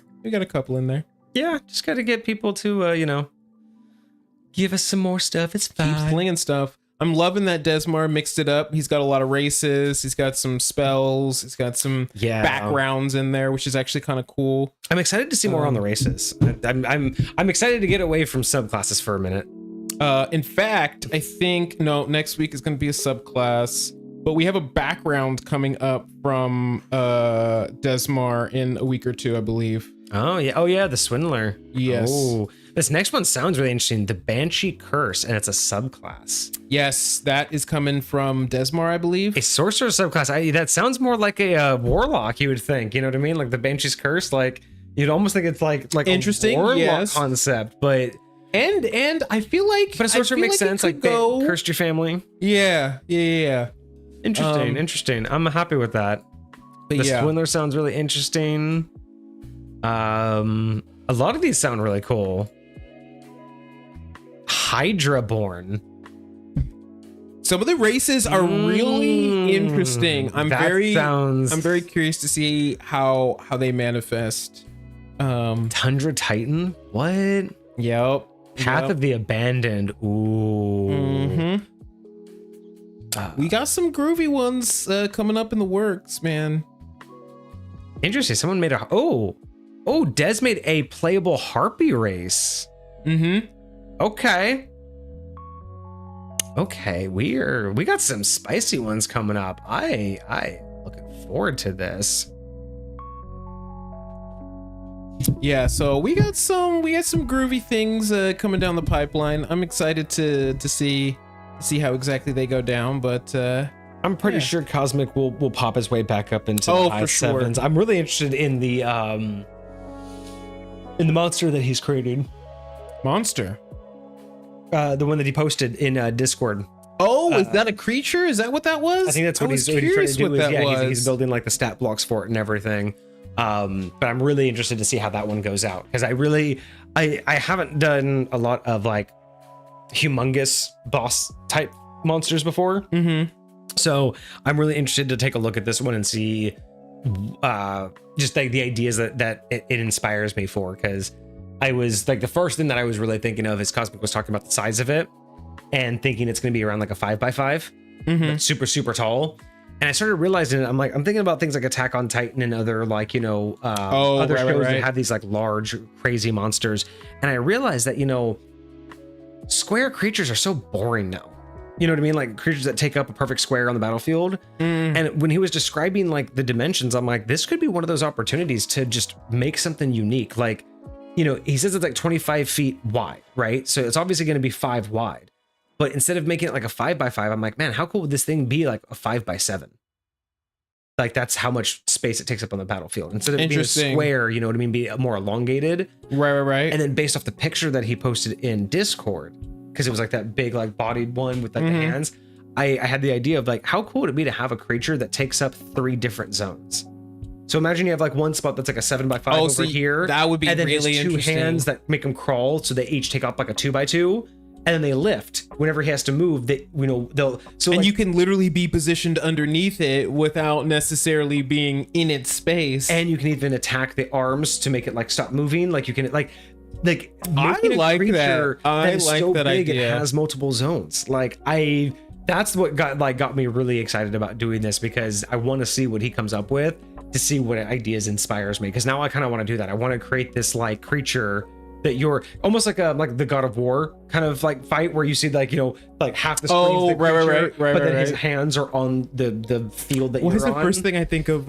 Star Fox. I feel like there was like a bad guy in Star Fox where you're like shooting his face and his hands are over here. It's that kind of trope of like, we don't really get to see that. You get to see multiple enemies, but you never really get to see these like essentially disembodied aspects, or these like like somewhat off to the side aspects of the creature you're fighting. So that would be really cool. I'm really interested in checking out the Gasha Dekuro.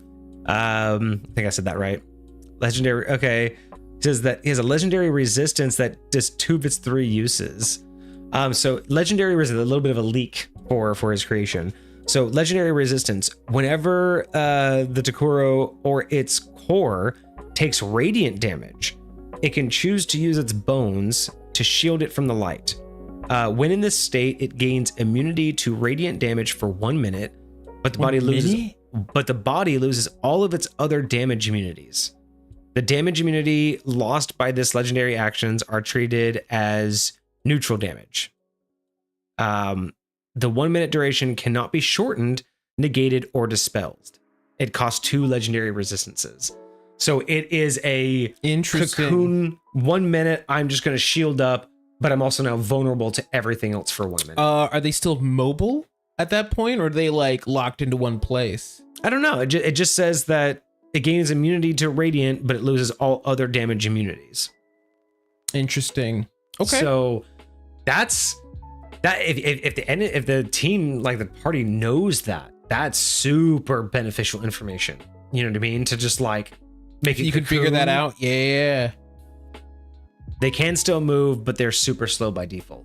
Interesting. Okay. That's what I was expecting. I was expecting this thing to be big, slow. My first initial Cosmic had asked in Discord what was my first like thoughts of it, and I'm thinking big, slow, low AC, lots of HP.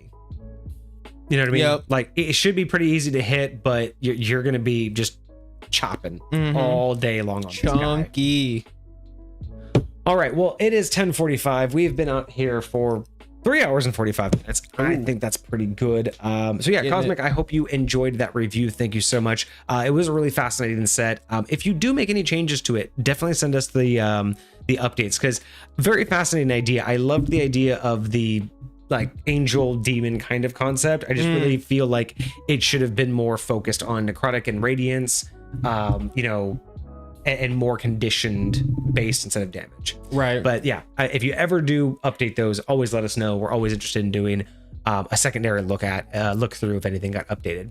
But otherwise, I think that's going to be it for us for tonight. So I hope you guys had a fantastic weekend. I hope you guys have a great week ahead of you.